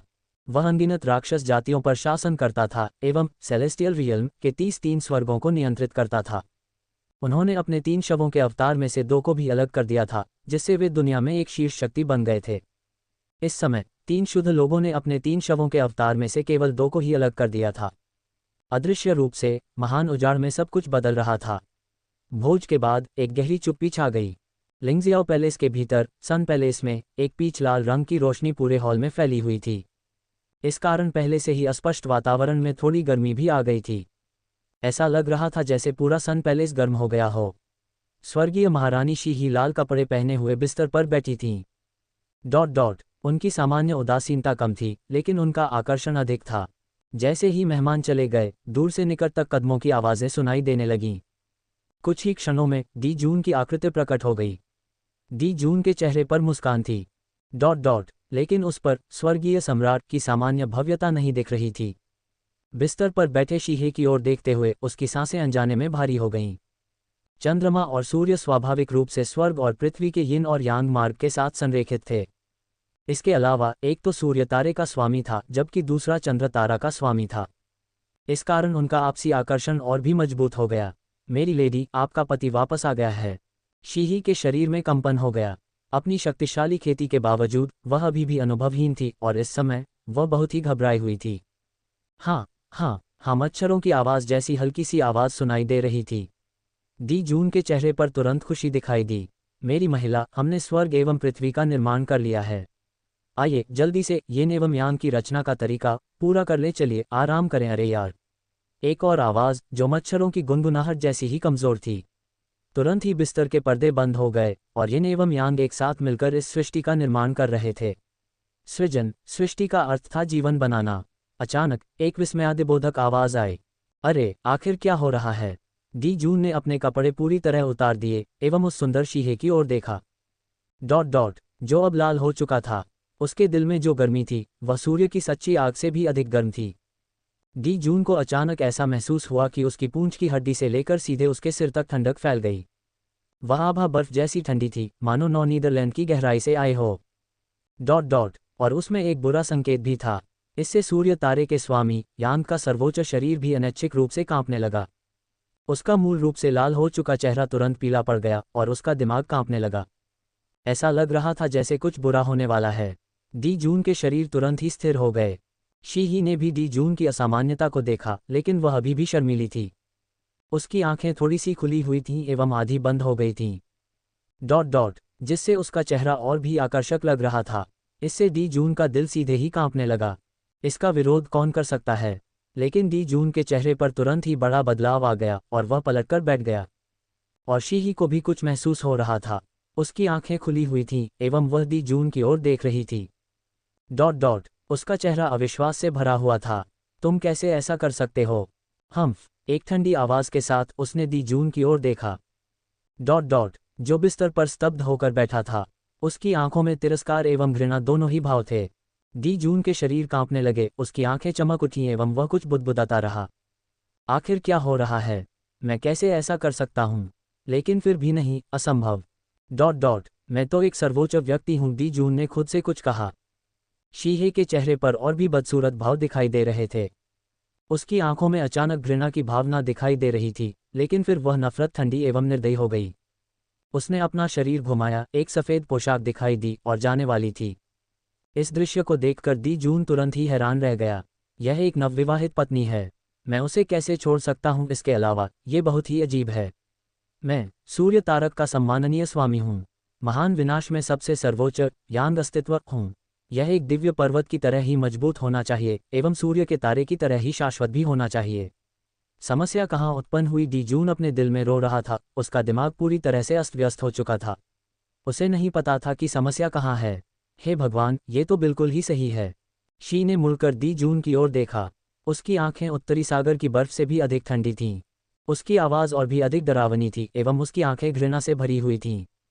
इस समय वह अपने दिल में लगातार गालियां दे रही थी।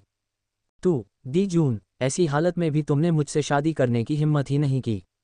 शीही के दिल में अनगिनत अप्रिय शब्द गूंज रहे थे, लेकिन जब दी जून का सामना हुआ तो वहां केवल अंतहीन ठंडापन ही था। तुमने मुझे धोखा देने की हिम्मत की। तुम बस इंतजार कर रहे हो। शीही के चेहरे को देखकर दी जून का चेहरा तुरंत रोने से भी अधिक बदसूरत हो गया। वह जल्दी से उठकर मुस्कुराते हुए बोला, हे, निश्चित रूप से कोई गलतफहमी हो गई होगी। एक गलतफहमी। शीही ने दी जून की ओर घृणा से देखा और उसके झुकते हुए रूप को देखकर वह तुरंत क्रोधित हो गई। एक ठंडी चीख के साथ, अपने कपड़े पहन लें, आप ये बेकार चीज़ किसे दिखा रहे हैं? हाँ, दी जून के शरीर कांप रहे थे। हालांकि वह क्रोध से जल रहा था क्योंकि उसे नहीं पता था कि उस महत्वपूर्ण क्षण में ये क्यों विफल हो गया, लेकिन वास्तव में वह शीहे के प्रति शर्मिंदा था। शीही के ठंडे चिल्लाने के बावजूद दी जून का चेहरा अभी भी मुस्कुरा रहा था। उसने हाथ हिलाकर एक वस्त्र तैयार कर लिया। शीहे की ओर देखते हुए उन्होंने शांति से बोलने की कोशिश की। हे, मैं एक सर्वोच्च यांग शरीर हूँ। मैं ऐसा कैसे कर सकता हूँ? शायद मेरे खिलाफ कोई साजिश रची गई होगी। दी जून को अचानक वह ठंडक याद आ गई जो उस महत्वपूर्ण क्षण में दिखाई दे रही थी। मानो वह किसी जीवनरक्षक तिनके पर हाथ रख रहा हो। उसने चिंतित होकर कहा। शी ने दी जून की चिंता भरी हालत को देखा। इस समय वह भी थोड़ी शांत हो गई और दी जून की ओर देखते हुए उसका दिमाग तेजी से चल रहा था। हाँ, ये दी जून एक सर्वोच्च यांग शरीर है। ये कैसे हो सकता है? क्या वह वाकई किसी षड्यंत्र का शिकार हो गया था? लेकिन ऐसा कैसे हो सकता है कि उसके खिलाफ ऐसी साजिश रची जाए? हालांकि शीही हैरान थी, लेकिन उसका चेहरा थोड़ा नर्म हो गया था। फिर भी उसने एक ठंडा एवं निर्दयी व्यवहार बनाए रखा। स्पष्ट रूप से वह अभी भी उस भावना को छोड़ नहीं पा रही थी। उसकी आवाज़ अभी भी बहुत ठंडी थी। मैं आज नहीं जाऊंगा, लेकिन आपको इस समस्या को जल्दी से हल कर लेना चाहिए, वरना मैं फिर से लूना स्टार में वापस आ जाऊंगा। ऐसा कहकर उसने बिस्तर की ओर देखा, थोड़ी भौहें चढ़ाईं, फिर दी जून की ओर देखा, जो अभी भी वहीं खड़ा था। अभी भी नहीं जा रहे हैं? आप और क्या चाहते हैं? दी जून के चेहरे पर बदलाव आ गया। हमारी शादी के पहले दिन ही हमें बाहर निकाल दिया जाएगा। अगर दूसरों को पता चल जाता तो वे क्या कहते? हेलो, नहीं, मैं बिल्कुल भी वहां से नहीं जा सकता। दी जून ने माफ़ी मांगते हुए मुस्कुराया। मेरी लेडी, ये तो बहुत ही अच्छा है। हम शीही की आंखें तेज हो गईं। दी जून हंस पड़ा। मेरी महिला, आज हमारी शादी का दिन है। अगर मैं इस दरवाजे से बाहर निकल गया तो मुझे डर है कि इससे अनावश्यक अफवाहें फैल जाएंगी। जो हम दोनों के लिए बुरा होगा। फिर उसने उनके बगल में स्थित खेती कक्ष की ओर देखा। मैं अपनी महिला को परेशान नहीं करूंगा। क्या ये ठीक होगा अगर मैं उस शांत कमरे में ही खेती करूं? शीही को ये भी पता था कि इस समय बाहर जाना ठीक नहीं है, इसलिए उसने अनिच्छा से सहमति दे दी। फिर वह खुद ही बिस्तर पर चली गई। अब उसने दी जून की ओर ध्यान नहीं दिया। दी जून एक ओर खड़ा रहा। उसका चेहरा अचानक ही गंभीर हो गया। वह अपने दिल में गर्जना करता रहा, किसने मेरे खिलाफ साजिश रचने की हिम्मत की? अगर मुझे पता चल जाए तो मैं उसे कभी भी आराम नहीं दूंगा। ये झगड़ा हमेशा ही चलता रहेगा। दी जून ने बिस्तर पर लेटी हुई उस सुंदर आकृति की ओर देखा। उसका दिल जल रहा था, लेकिन जब उसे अपने आप को महसूस हुआ तब भी उसे ठंड लग रही थी। कोई प्रतिक्रिया नहीं आई। उसका दिल तुरंत ही दर्द से भर गया। अरे, दुनिया में इससे अधिक दुखद कुछ भी नहीं है ना? मेरे सामने सुंदरता है, लेकिन मैं ऐसा नहीं कर पा रहा हूँ। दी जून सीधे ही उस शांत कमरे में बैठ गया एवं अनगिनत सनरूफायर भी वहां पहुंच गए। उसकी आवाज़ नफरत से भरी हुई थी। अरे यार, ये चीज़ तो बहुत ही अच्छी है। बर्फीली ठंडी हवा। ये तो एक अद्भुत अनुभव है। अंतहीन सूर्य की सच्ची आग के नीचे सभी बुराई और अशुभता को शुद्ध कर दिया गया। कुछ ही देर बाद दी जून पूरी तरह से तरोताजा हो गया। उसे पूरा विश्वास था कि अब वह ठीक है। खुशी से भरे चेहरे के साथ वह शांत कमरे से बाहर निकला एवं शीहे की ओर चला गया। अपने कपड़ों को उतारकर उसने अपनी वैवाहिक शक्ति को पुनः स्थापित करने का इरादा किया। शीही भी बहुत खुश हुआ, लेकिन ठीक उसी महत्वपूर्ण क्षण में वह फिर से शांत हो गया। लिंगजियाओ पैलेस में एक गर्जना गूंज उठी। दी जून, यहाँ से निकल जाओ। टकराना। एक आकृति पीछे की ओर उड़ गई। लिंगजियाओ पैलेस के बाहर ड्यूटी पर मौजूद दोनों दैवीय जनरलों ने एक दूसरे की ओर देखा। पहले उनकी आंखों में मुस्कान आ गई, लेकिन फिर उनके चेहरे के भाव बहुत बदल गए। एक बाघ राक्षस जनरल, जिसकी आंखें चौड़ी थीं, लिंगजियाओ पैलेस के अंदर हो रही हलचल को ध्यान से सुन रहा था। उसने अपने सामने खड़े तेंदुए की ओर देखा। उसके होंठ हिल रहे थे, लेकिन कोई आवाज नहीं निकली। स्वर्गीय सम्राट तो बिल्कुल भी अच्छा नहीं है। उसने एक हास्यपूर्ण इशारा भी किया। अपनी भव्य छाती को फुलाकर ये दिखाया कि वह वाकई बहुत अच्छा है। उसका व्यवहार तो एक विजयी जनरल जैसा ही था। हालांकि कोई आवाज़ नहीं आई, लेकिन तेंदुए ने अपने होठों की हरकतों से इसका अर्थ समझ लिया। तेंदुए का शरीर कांपने लगा, वह लगभग जोर से हंस रहा था। उसने तुरंत अपना मुंह ढक लिया एवं गुप्त रूप से अंदर देखने लगा। अपनी आंखों के माध्यम से उस बाघ राक्षस को यह संकेत दे रहा था कि वह इतना मजाकिया न हो। कहीं ऐसा न हो जाए कि स्वर्गीय सम्राट को पता चल जाए।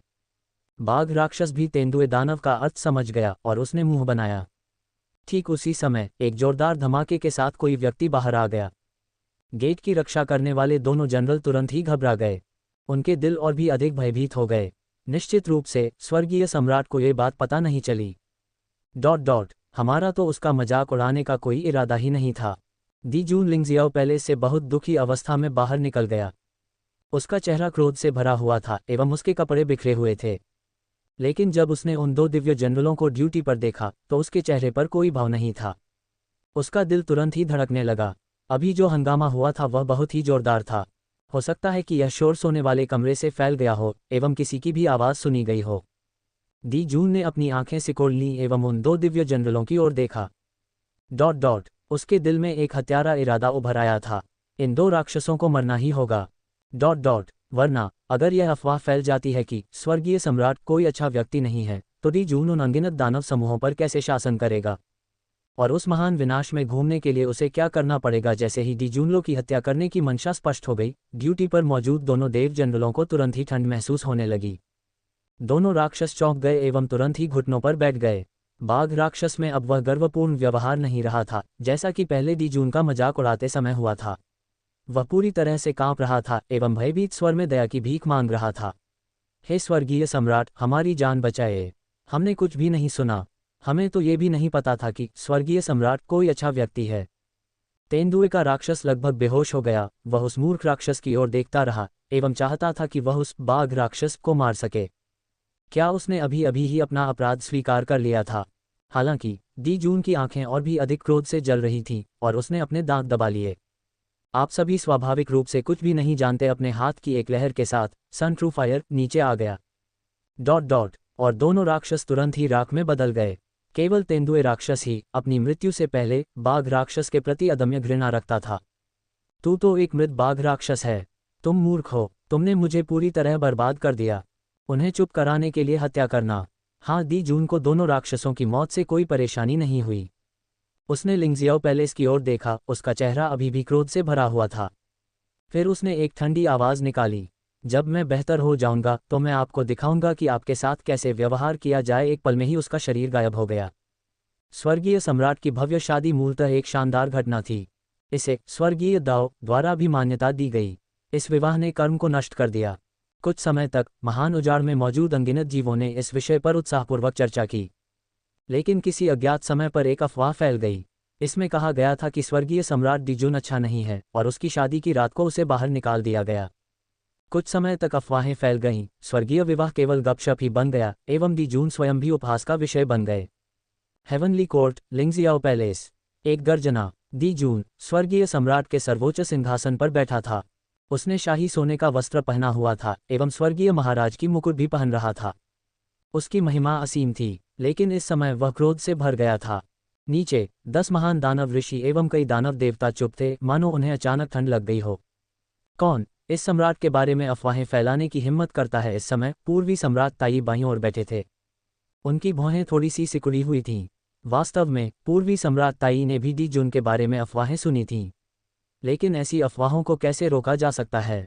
पूर्वी सम्राट ताई की आंखें चमक उठीं एवं उसके मन में एक विचार आया। ये देखकर कि दी जून का क्रोध अभी तक कम नहीं हुआ है, अब वह उस सर्वोच्च स्वर्गीय सम्राट जैसा दिखाई नहीं दे रहा था।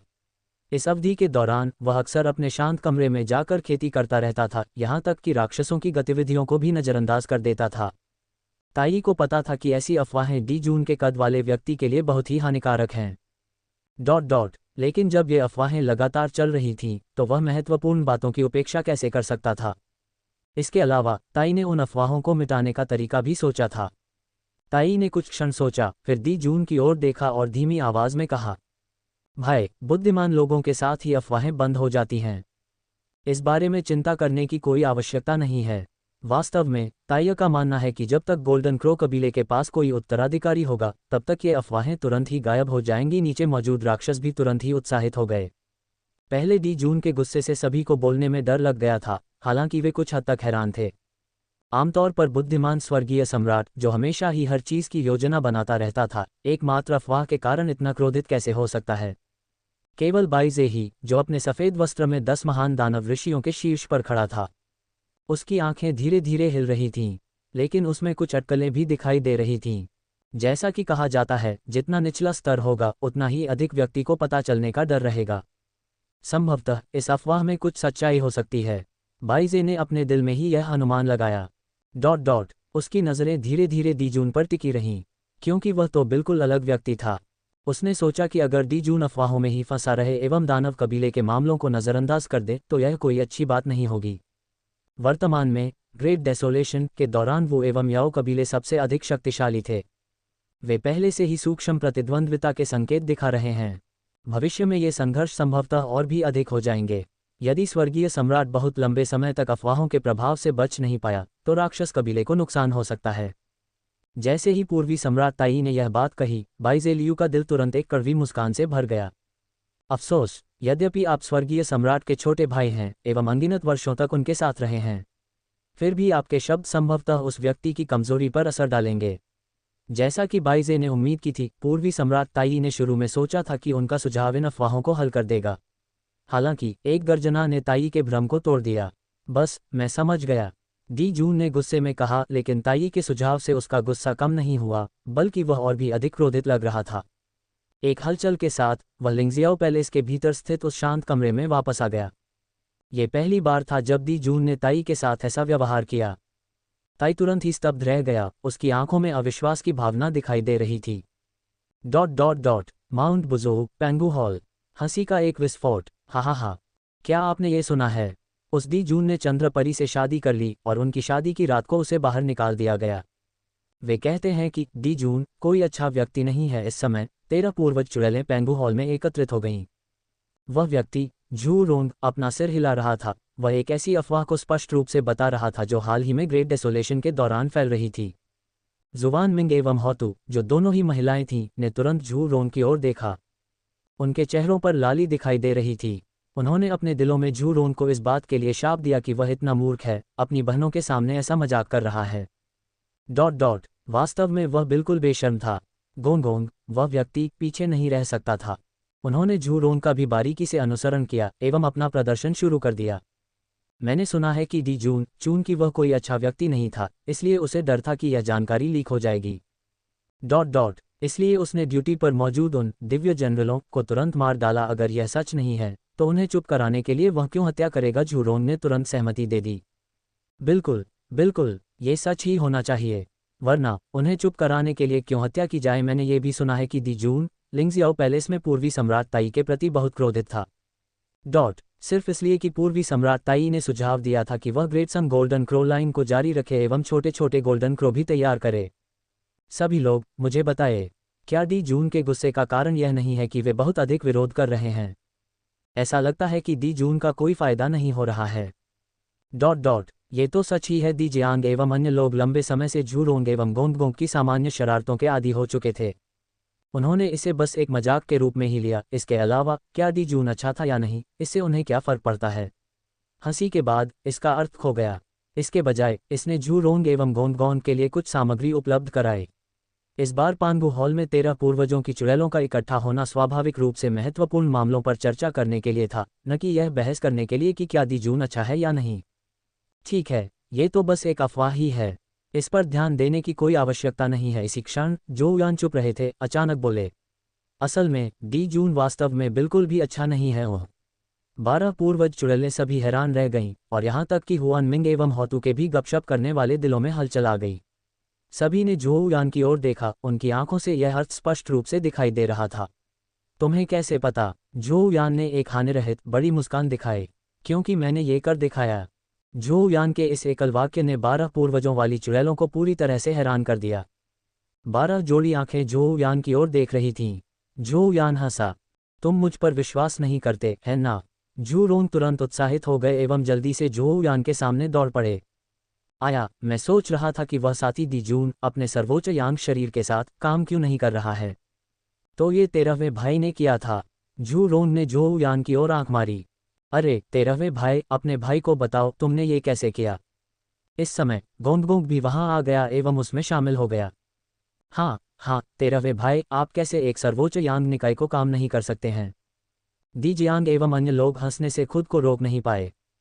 वास्तव में उन्होंने दी जून की पीठ के पीछे उसकी अक्षमता के बारे में गपशप की थी, लेकिन उन्हें लगा कि इसका वो कबीले से कोई संबंध नहीं है। हंसी के बाद उन्होंने इसे दिल से नहीं लिया, लेकिन अब जब उन्हें पता चल गया कि यह उनके 13वें भाई का काम है तो उन्होंने अलग तरह से सोचा। 13वां भाई कौन था? वह वो कबीले में सबसे बुद्धिमान व्यक्ति था। हमेशा ही बिना किसी त्रुटि के गणना करता रहता था एवं उसके कार्यों का हमेशा कोई न कोई कारण होता था। उन्हें विश्वास नहीं था कि जोऊ यान ने ये काम बोरियत के कारण किया है, इसलिए कोई योजना अवश्य होनी चाहिए।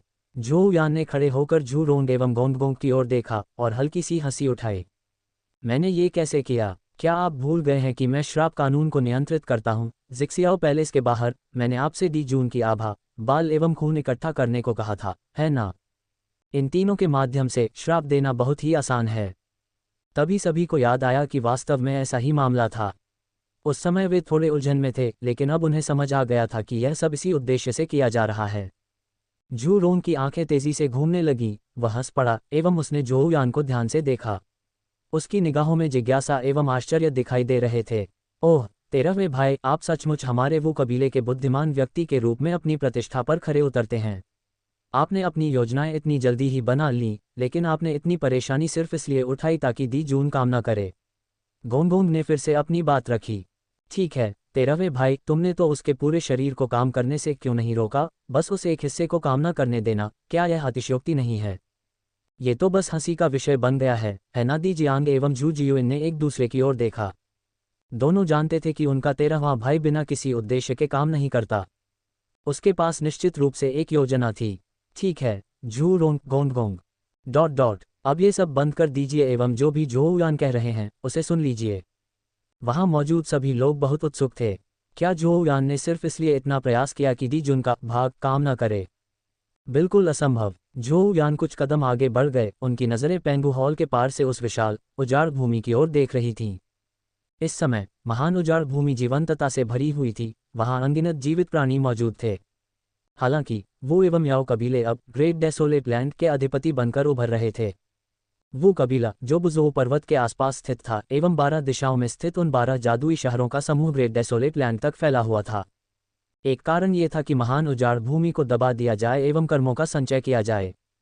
दूसरा उद्देश्य ये था कि वहां मौजूद सभी जातियों पर नियंत्रण डाला जाए ताकि वे वो कबीले के अधीन हो सकें एवं उसके आदेशों का पालन कर सकें। इस बीच याओ कबीले ने स्वर्गीय क्षेत्र के 33 स्वर्गों पर कब्जा कर लिया। ये भी एक विशाल एवं असीम क्षेत्र था, इसमें अनगिनत अमर पहाड़ एवं आध्यात्मिक भूमि मौजूद थीं। हेवनली कोर्ट नामक सृष्टि स्थल पर निर्भर रहते हुए याओ कबीले ने महान उजाड़ भूमि से अनगिनत जातियों को इकट्ठा करके याओ कबीला का गठन किया। साथ ही वे लगातार उन जातियों को भी अपने अधीन रखते रहे। इस समय वो एवं याओ कुलों के बीच कोई बड़ा संघर्ष नहीं हुआ था। ग्रेट डेसोलेट लैंड अभी भी अपेक्षाकृत शांतिपूर्ण थी। हालांकि उस शांति के कारण जैसे जैसे दोनों कबीले बड़े होते गए एवं उनकी प्रमुख स्थितियां धीरे धीरे उभरने लगीं, झगड़े का एक दिन अपरिहार्य हो गया। वुयाओ आपदा बहुत दूर नहीं थी। अन्य लोगों ने देखा कि जोऊ यान लंबे समय तक चुपचाप उस विशाल भूमि की ओर देख रहा था एवं वे कुछ हद तक हैरान रह गए। जू रोंग हमेशा की तरह सबसे अधिक अधीर था। जैसे ही वह बोलने वाला था उसके चेहरे पर अधीरता दिखाई दी। ... तभी धीरे धीरे जोऊ यान की आवाज आई। भाई दी जियांग, अब वो कबीले द्वारा कितनी विशाल भूमि पर कब्जा किया गया है? पहले तो सभी लोग हैरान रह गए, लेकिन दी जियांग ने तुरंत जवाब दे दिया। वर्तमान में वो कबीले के 12 दिव्य शहरों के नीचे महान चुड़ैलों द्वारा स्थापित हजारों चुड़ैल शहर हैं एवं चुड़ैल नगरों के नीचे अनगिनत किले हैं। ग्रेट डेसोलेट लैंड का मध्य क्षेत्र अब पूरी तरह से हमारे वो कबीले के नियंत्रण में है। हालांकि आपकी योजना के अनुसार हम अभी भी मुख्य रूप से ग्रेट डेसोलेट लैंड में मौजूद अनगिनत शाहोल को दबाने पर ध्यान केंद्रित कर रहे हैं। ... एवं वो कबीले के क्षेत्र में रहने वाली उन जातियों के प्रति हम बहुत उदार हैं। 4 प्रमुख दिशाओं के बारे में हम अभी भी उन तक पहुंचने से बहुत दूर हैं। लेकिन वो कबीले की वर्तमान संख्या खरबों में है। इसमें हजारों महान चुड़ैलें, सैकड़ों शीर्ष स्तर की चुड़ैलें एवं लगभग 1 दर्जन ऐसी चुड़ैलें हैं जिनकी क्षमता सबसे अधिक है। अनगिनत वर्षों तक उस महान निर्जन भूमि को दबाने के बाद वो कबीले द्वारा अर्जित किया गया कर्म भी अथाह है। झोउ यान ने उन शब्दों को सुनकर थोड़ा सिर हिलाया, फिर दी जियांग की ओर देखा और धीरे धीरे कहा, भाई दी जियांग, याओ कबीले का हाल कैसा है? हम सभी लोग हैरान रह गए। याओ कबीला? याओ कबीले के बारे में क्या केवल दी जियांग एवं जू जियुइन ही कुछ समझ पाए? उनकी आंखें थोड़ी संकुचित हो गईं। दी जियांग ने 9 स्वर्गों की ओर देखा, थोड़ा रुका और धीरे धीरे कहा, आपकी योजना के अनुसार दी जियांग डिवाइन सिटी एवं जू जियुइन डिवाइन सिटी में मौजूद सैकड़ों महान चुड़ैलें, जो अंतरिक्ष एवं समय के नियमों को समझने में कुशल हैं, लगातार याओ कबीले की सभी गतिविधियों पर नजर रखती रहती हैं। हमारे ध्यान से कुछ भी नहीं बचता। हालांकि हमें स्वर्गीय रहस्यों का पता लगाने के लिए अपनी आदिम आत्माओं की सहायता मिलती है, लेकिन किसी अज्ञात कारण से याओ कबीले के कई रहस्यों का अनुमान नहीं लगाया जा सकता। सौभाग्य से हमने आपके निर्देशों का पालन किया एवं याओ कबीले की निरंतर निगरानी के लिए शून्य प्रभाग एवं इथरियल डिवीजन को शुरू कर दिया। ये सुनकर झोउ यान मुस्कुराए। वो और याओ दोनों ही इस आपदा में फंसे हुए हैं। जब कर्म प्रकट हो जाता है तो स्वर्गीय रहस्य और भी अधिक अव्यवस्थित हो जाते हैं, इस कारण निष्कर्ष निकालना असंभव हो जाता है। यही कारण है कि हमने याओ कबीले की सभी गतिविधियों की जांच करने हेतु शीघ्र ही स्काउटिंग डिवीजन स्थापित कर दिए। यह एक अच्छी शुरुआत है। जैसा कि कहा जाता है, एक कदम आगे हमेशा आगे। इस महान विपत्ति के कारण भाग्य का कोई अंश नहीं हो सकता है और भविष्य में संतों के उद्भव के साथ हमें उनकी योजनाओं में न फंसने के लिए और भी अधिक सावधान रहना होगा। दी जियांग ने आगे कहा, याओ कबीले की शक्ति भी बहुत बड़ी है। ग्रेट डेसोलेट लैंड से आए अनगिनत लोग 33 हेवेंस में एकत्रित हो गए हैं एवं सभी ही याओ कबीले में शामिल हो गए हैं। संख्या के मामले में वे वो कबीले से कहीं अधिक हैं, लेकिन उनकी लड़ाकू शक्ति हमारी तुलना में बहुत कम है। इसके अलावा दी जुन, ताई, फुक्सी, नोवा, कुनपेंग, साथ ही शीहे, स्वर्गीय सम्राज्ञी एवं कई अन्य सर्वोच्च शक्तियों वाले लोग भी हैं। जांच के माध्यम से हमें कई अन्य शक्तिशाली व्यक्ति मिले। वे सभी अर्धसंत थे जो सेलेस्टियल रियल्म में प्रवेश कर रहे थे एवं वहां से निकल रहे थे।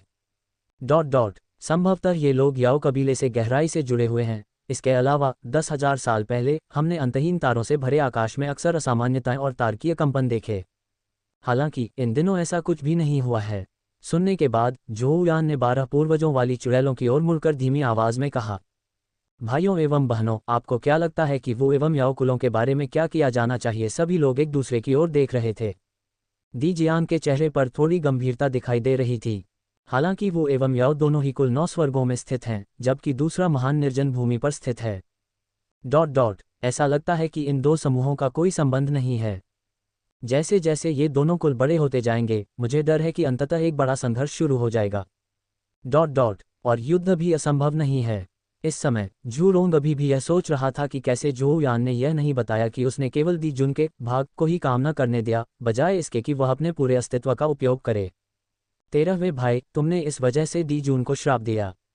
चूंकि वो और याओ कुलों में अंततः संघर्ष या लड़ाई होगी, तो क्यों न उसे सीधे ही मार दिया जाए। आखिरकार आपके पास दी जुन की तरह ही आभा, बाल एवं खून है। जब दी जियांग ने देखा कि झू रोंग फिर से इधर उधर घूम रहा है, तो उसने हल्की सी चीख निकाली, झू रोंग, अब ऐसा मत करो। लेकिन उसकी नज़रें झोउ यान पर टिकी हुई थीं। सच तो यह है कि हर कोई काफी उत्सुक था। आखिरकार गपशप करना ही मानव स्वभाव है। झोउ यान की आंखों में हल्की चमक थी और वह बिना किसी रोक टोक के ऊंचे 9 स्वर्गों की ओर देख रहा था। उज्ज्वल सेलेस्टियल कोर्ट की ओर 33 स्वर्ग जो विशाल एवं असीम थे। इसके भीतर अनगिनत राक्षस कबीले पनप रहे थे एवं उनकी संख्या बढ़ रही थी। इस कारण दानव कबीले की शक्ति पहले ही विकसित हो चुकी थी। उसकी आंखों में कोई लहर नहीं थी। वह हल्की सी मुस्कान देकर धीरे धीरे बोल रहा था। सबसे पहले दी जून वर्तमान में स्वर्गीय सम्राट हैं। वे सर्वोच्च ईश्वर पद के प्रभारी हैं एवं डेमन क्लान के स्वामी भी हैं। स्वाभाविक रूप से उसके पास सेलेस्टियल कोर्ट एवं डेमन क्लान का कर्म भाग्य है जो उसकी रक्षा कर रहा है। उसे सीधे ही मार डालना, मैं अभी तक ऐसा नहीं कर सकता। इसके अलावा अभी भी कुछ लोग ऊपर से ही यह सब देख रहे हैं। भले ही मैं उसे व्यक्तिगत रूप से मार दूं, लेकिन इस समय ऐसा करना असंभव होगा। पूर्वजों की चुड़ैलें हैरान रह गईं। ऊपर से आए लोग, लेकिन फिर उन्हें समझ में आया कि झोउ यान संभवतः ऋषियों की बात कर रहे थे। इस समय वहां मौजूद सभी लोग यून्युआन गोल्डन इमॉर्टल या क्वासी सेज थे। उनके ऊपर केवल सेजेस ही हो सकते थे। दूसरी बात, यह एक बहुत ही अच्छा अनुभव है। जब उन्होंने दूसरे बिंदु का उल्लेख किया तो झोउ यान हंस पड़े। उनकी मुस्कान में अश्लीलता की झलक थी। ज़ोऊ यान के चेहरे पर दिख रही भाव देखकर शुवानमिंग एवं होतू को पता चल गया कि उसका कोई अच्छा इरादा नहीं है, इसलिए उन्होंने तुरंत अपनी आंखें घुमा लीं। दूसरी बात, दी जून की भव्य शादी, जिसमें उसके साथ एक सुंदर महिला भी होगी। मैं उसे नपुंसक कहकर गाली दूंगा। उसका परिवार निश्चित रूप से अस्थिर हो जाएगा एवं उसकी शादी भी असंगत हो जाएगी। इस कारण दी जून का पूरा चेहरा गायब हो जाएगा। संभवतः ऐसे परेशान मन के कारण उसे डेमन क्लैन के मामलों को संभालने की इच्छा नहीं होगी, क्योंकि ऐसा करना निश्चित रूप से डेमन क्लैन के विकास में एक बड़ी बाधा बन जाएगा। ये विच क्लैन के लिए बहुत लाभदायक होगा। और झू रोंग एवं गोंग वे दोनों साधारण लोग, ऐसा लग रहा था कि उन्होंने जोऊ यान की कमजोरी को समझ लिया है। उन्होंने जोऊ यान की ओर इशारा किया एवं एक अर्थपूर्ण भाव दिखाया। उन्होंने अचानक ही इस बात को समझ लिया। आप बहुत ही अच्छे हैं। अन्य पूर्वज चुड़ैलों को यह उम्मीद नहीं थी कि जोऊ यान ऐसी विधि का उपयोग करके दी जुन पर हमला करेगा। ये वास्तव में अप्रत्याशित था। उन्होंने जोऊ यान की ओर देखा, लेकिन उन्हें नहीं पता था कि हंसना है या रोना। होतू का सुंदर चेहरा लाल हो गया और उसने अपना सिर नीचे कर लिया एवं बिना कुछ कहे हल्की सी हंसी उठाई। जुवानमिंग का चेहरा लाल हो गया, फिर सफ़ेद हो गया। उसे समझ नहीं आ रहा था कि यह शर्मीलापन है या कुछ और। अंततः उसने अपनी आंखें घुमाईं। वाह, कितना अश्लील एवं बेशर्म है। दी जियांग एवं अन्य सभी लोग शरारती मुस्कान के साथ जोऊ यान की ओर देख रहे थे। वे गुप्त रूप से उसे थम्स अप दे रहे थे एवं जोर जोर से हंस रहे थे। उस आदमी जू रोंग की आंखें चमक उठीं और उसने जोर से चिल्लाया, बहुत ही शानदार, ये तो एक अद्भुत अनुभव है। लिटिल थटीत का ये कदम बहुत ही शानदार है। फिर उसने अपनी बाहें छाती पर रख लीं, जोऊ यान को ध्यान से देखा, मुंह बनाया एवं एक जोरदार हंसी निकाली। ऐसी हंसी में बहुत आनंद था। ये तो बस थोड़ा ही बुरा है। मुझे आश्चर्य हो रहा है कि दी जून को कैसा महसूस हो रहा होगा। क्योंकि उसके पास एक परी भी है, लेकिन वह खुद तो बेकार ही है। ये वाकई बहुत ही बुरा है। मेरे मुंह से भी अधिक दुष्ट। ऐसा लगता है कि मुझे अभी भी आपसे सीखना बाकी है। गोंगोंग भी लगातार हंसते रहे एवं बार बार अंगूठे ऊपर की ओर इशारा करते रहे। चुड़ैल परिवार में सबसे दुष्ट कौन है? झू रोंग का मुंह एवं जोऊ यान का श्राप। दोनों ही जहरीले एवं दुष्ट हैं। मैं अभी तक तीसरे स्थान पर ही हूँ। मुझे अभी भी सुधार करने के लिए कड़ी मेहनत करनी होगी। सभी लोग कुछ देर तक बातचीत करते रहे एवं हंसते रहे। फिर उन्हें जोऊ यान की योजना समझ में आ गई। उन सभी को दी जून के लिए दुख महसूस हुआ, जो देखने में सक्षम होने के दर्द को समझ सकता था, लेकिन छूने में असमर्थ था। दी जियांग ने फिर से पूछा, जोऊ यान, क्या आपके सभी अनुमान इस बात पर आधारित हैं कि भविष्य में चुड़ैलों एवं राक्षसों के समूहों के बीच होने वाली उलझनों की वजह से ऐसा होगा? दी जियांग वास्तव में द एंसेस्ट्रल विचेस का नेता बनने के योग्य थे। उनका स्वभाव स्थिर था एवं वे उन साधारण लोगों जैसे झू रोंग एवं गोंग की तुलना में कहीं अधिक विश्वसनीय भी थे। जोऊ यान के पिछले शब्दों से उन्हें स्पष्ट रूप से पता चल गया था कि चुड़ैलों एवं दानव समूहों के बीच संबंध केवल एक दूसरे से जुड़ने जैसा नहीं हो सकता। अन्य लोगों को भी यह समझ में आ गया कि जोऊ यान ने बहुत ही प्रयास किया है एवं हर संभव उपाय अपनाए हैं। क्योंकि उन्हें डर था कि यह सब चुड़ैल और राक्षसों के बीच की उलझन जितना आसान नहीं होगा। ये सुनकर जोऊ यान ने थोड़ा सिर हिलाया।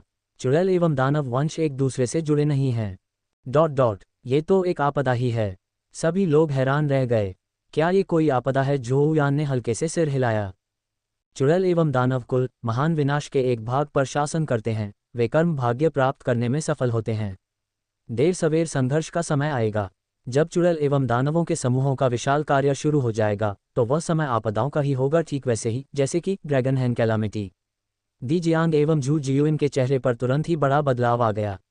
अन्य लोगों ने भी देर से ही प्रतिक्रिया दी। उनकी आंखों में अविश्वास दिखाई दे रहा था। आपदा, ये तो एक बड़ी समस्या है। क्या ऐसा हो सकता है कि चुड़ैल एवं राक्षस समूह भी इन तीन समूहों के मार्ग पर चलते रहें? जोऊ यान ने हल्के से सिर हिलाया। अचानक उसने 9 स्वर्गों के पार जाकर उस अराजकता की ओर देखा एवं हल्की सी हंसी उठाई। मेरे भाई बहनों, आपको ज्यादा चिंता करने की कोई जरूरत नहीं है। बस ये याद रखें कि हम पिता भगवान पांगु के वंशज हैं, इसलिए हमें उस विशाल विनाश की रक्षा करनी चाहिए। इस समय जिक्सियाओ पैलेस में होने वाला तीसरा व्याख्यान नजदीक आ रहा है। चलिए जल्दी से दाव की आवाज़ सुन लेते हैं। अभी भी कई दिलचस्प चीज़ें हैं, है ना? जिक्सियाओ पैलेस में आयोजित तीसरा व्याख्यान अत्यंत महत्वपूर्ण था। इस समय सभी पूर्वजों के पास आदिम आत्माएं थीं एवं वे ऋषि की महानता को समझ सकते थे। हालांकि जब समय आएगा, अगर जिक्सियाओ पैलेस के लोगों को पता चले कि सभी 13 पूर्वज चुड़ैलों में आदिम आत्माएं हैं, तो उनके पास किस प्रकार की अभिव्यक्तियां होंगी। विशेषकर वे लोग जो 3 शुद्ध लोगों की तरह आत्मा महत्वपूर्ण हैं। ये निश्चित रूप से एक अद्भुत दृश्य होगा। चुड़ैल एवं राक्षसों के बीच होने वाले संबंधों के बारे में जो यान द्वारा दिए गए विश्लेषण को सुनने के बाद भी 12 पूर्वज चुड़ैलों की अभिव्यक्ति कुछ हद तक गंभीर थी। हालांकि द एंसेस्ट्रल विचेस ही पूरी चुड़ैल कबीले का हिस्सा थे। इस समय वे सभी अत्यंत शक्तिशाली थे, लेकिन डेमन क्लान ने सेलेस्टियल कोर्ट पर कब्जा कर लिया एवं अनगिनत दानव कुलों को इकट्ठा करने लगा। उनके बीच कई मजबूत व्यक्ति भी थे, इसलिए उन्हें कम करके नहीं देखा जा सकता था। यदि यह वास्तव में ऐसा ही था जैसा कि जोहुयान ने कहा था, एवं चुड़ैल एवं दानवों के कुल भी ड्रैगन, फीनिक्स एवं क्विलिन जैसे 3 समूहों की तरह थे, तो निश्चित रूप से यह एक बड़ी आपदा होती। और चुड़ैल परिवार को अनगिनत नुकसान उठाना पड़ता। इस समय जोहुयान पहले से ही चुड़ैल कबीले का नेता था।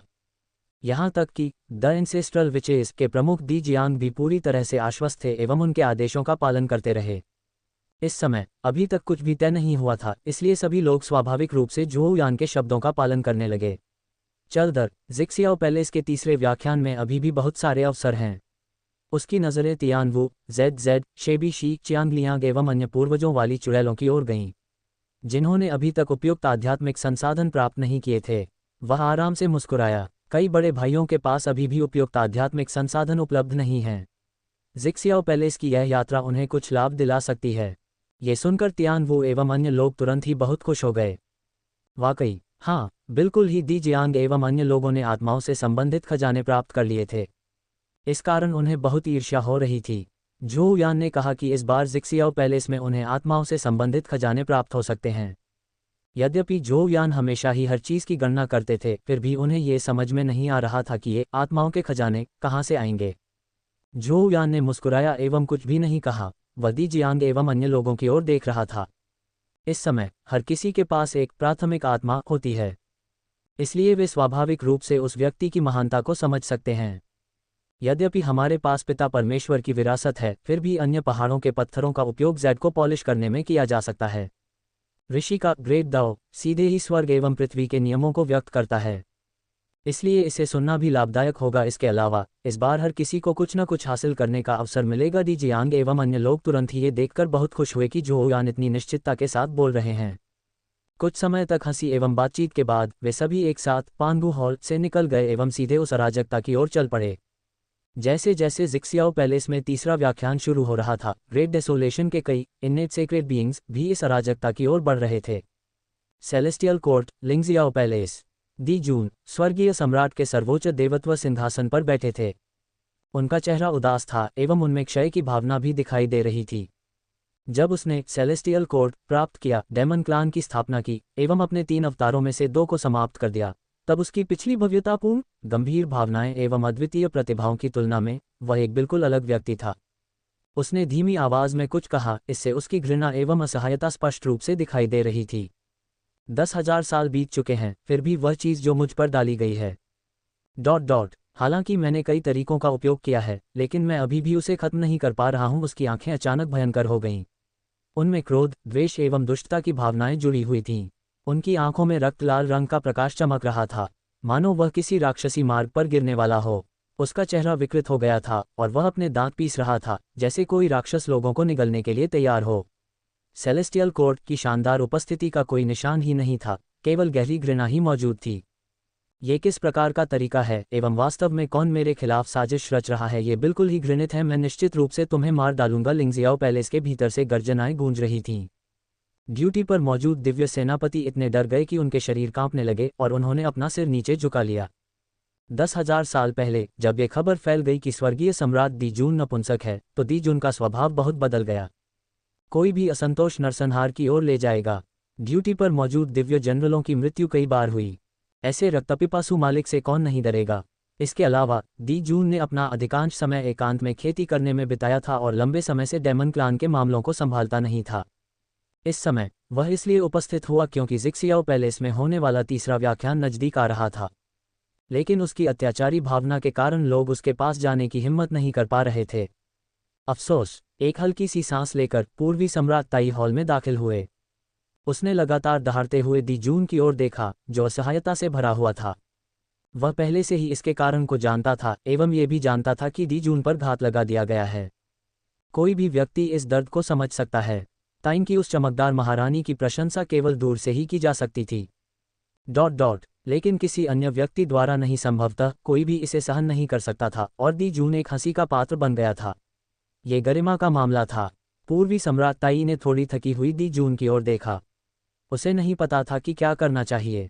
वह उसे केवल धीरे धीरे ही याद दिला सकता था, भाई, ये व्याख्यान जल्द ही होने वाला है, हमें जाना चाहिए। इस समय कई जन्मजात पवित्र प्राणी जिक्सियाओ पैलेस में एकत्रित हो चुके थे। अचानक 2 लोग नीचे आ गए। एक मजाकिया हंसी सुनाई दी। ओह, दी जून यहाँ है।